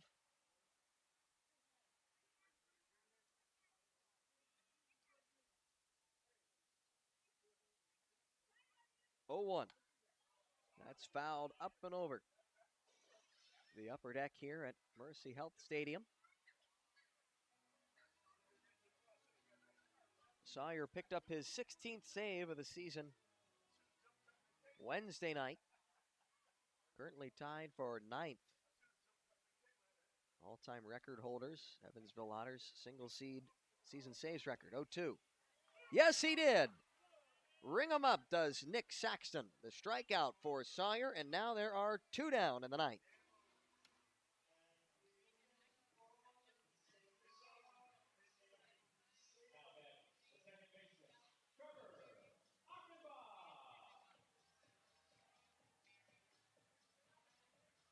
Trevor Akanba, last chance for the Crushers. They're down to their final out tonight. Otters having come back from a 4-run deficit. Here's the first pitch. Wave and a miss at the breaking ball, 0-1. With this final out, Logan Sawyer would tie Randy McMurray, 8th in franchise history for most saves in a single season. 0-1. Another swing and a miss, and now the Crushers are down to their final strike.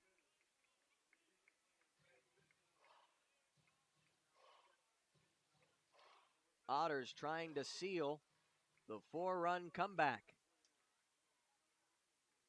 Tying their season high, 5-4 the score in the bottom of the 9th, 2 out, 0-2 from Sawyer. And able to just foul it off as Akanba. He stays alive.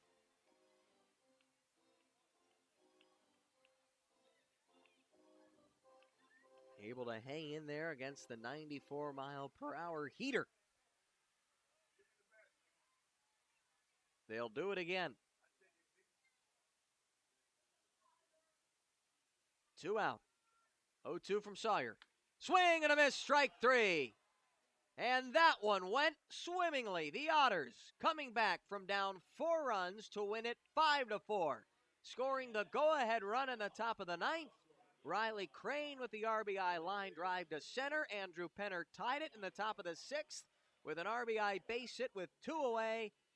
And then it was also that 3-run 4th. Andy DeJesus, a 2-out RBI knock, and Crane, his 2nd and 3rd RBIs of the day with a 2-run homer. Coming back from the 4-run deficit in the bottom of the 2nd. Logan Sawyer picks up his 17th save of the season. The win goes to Tyler Spring.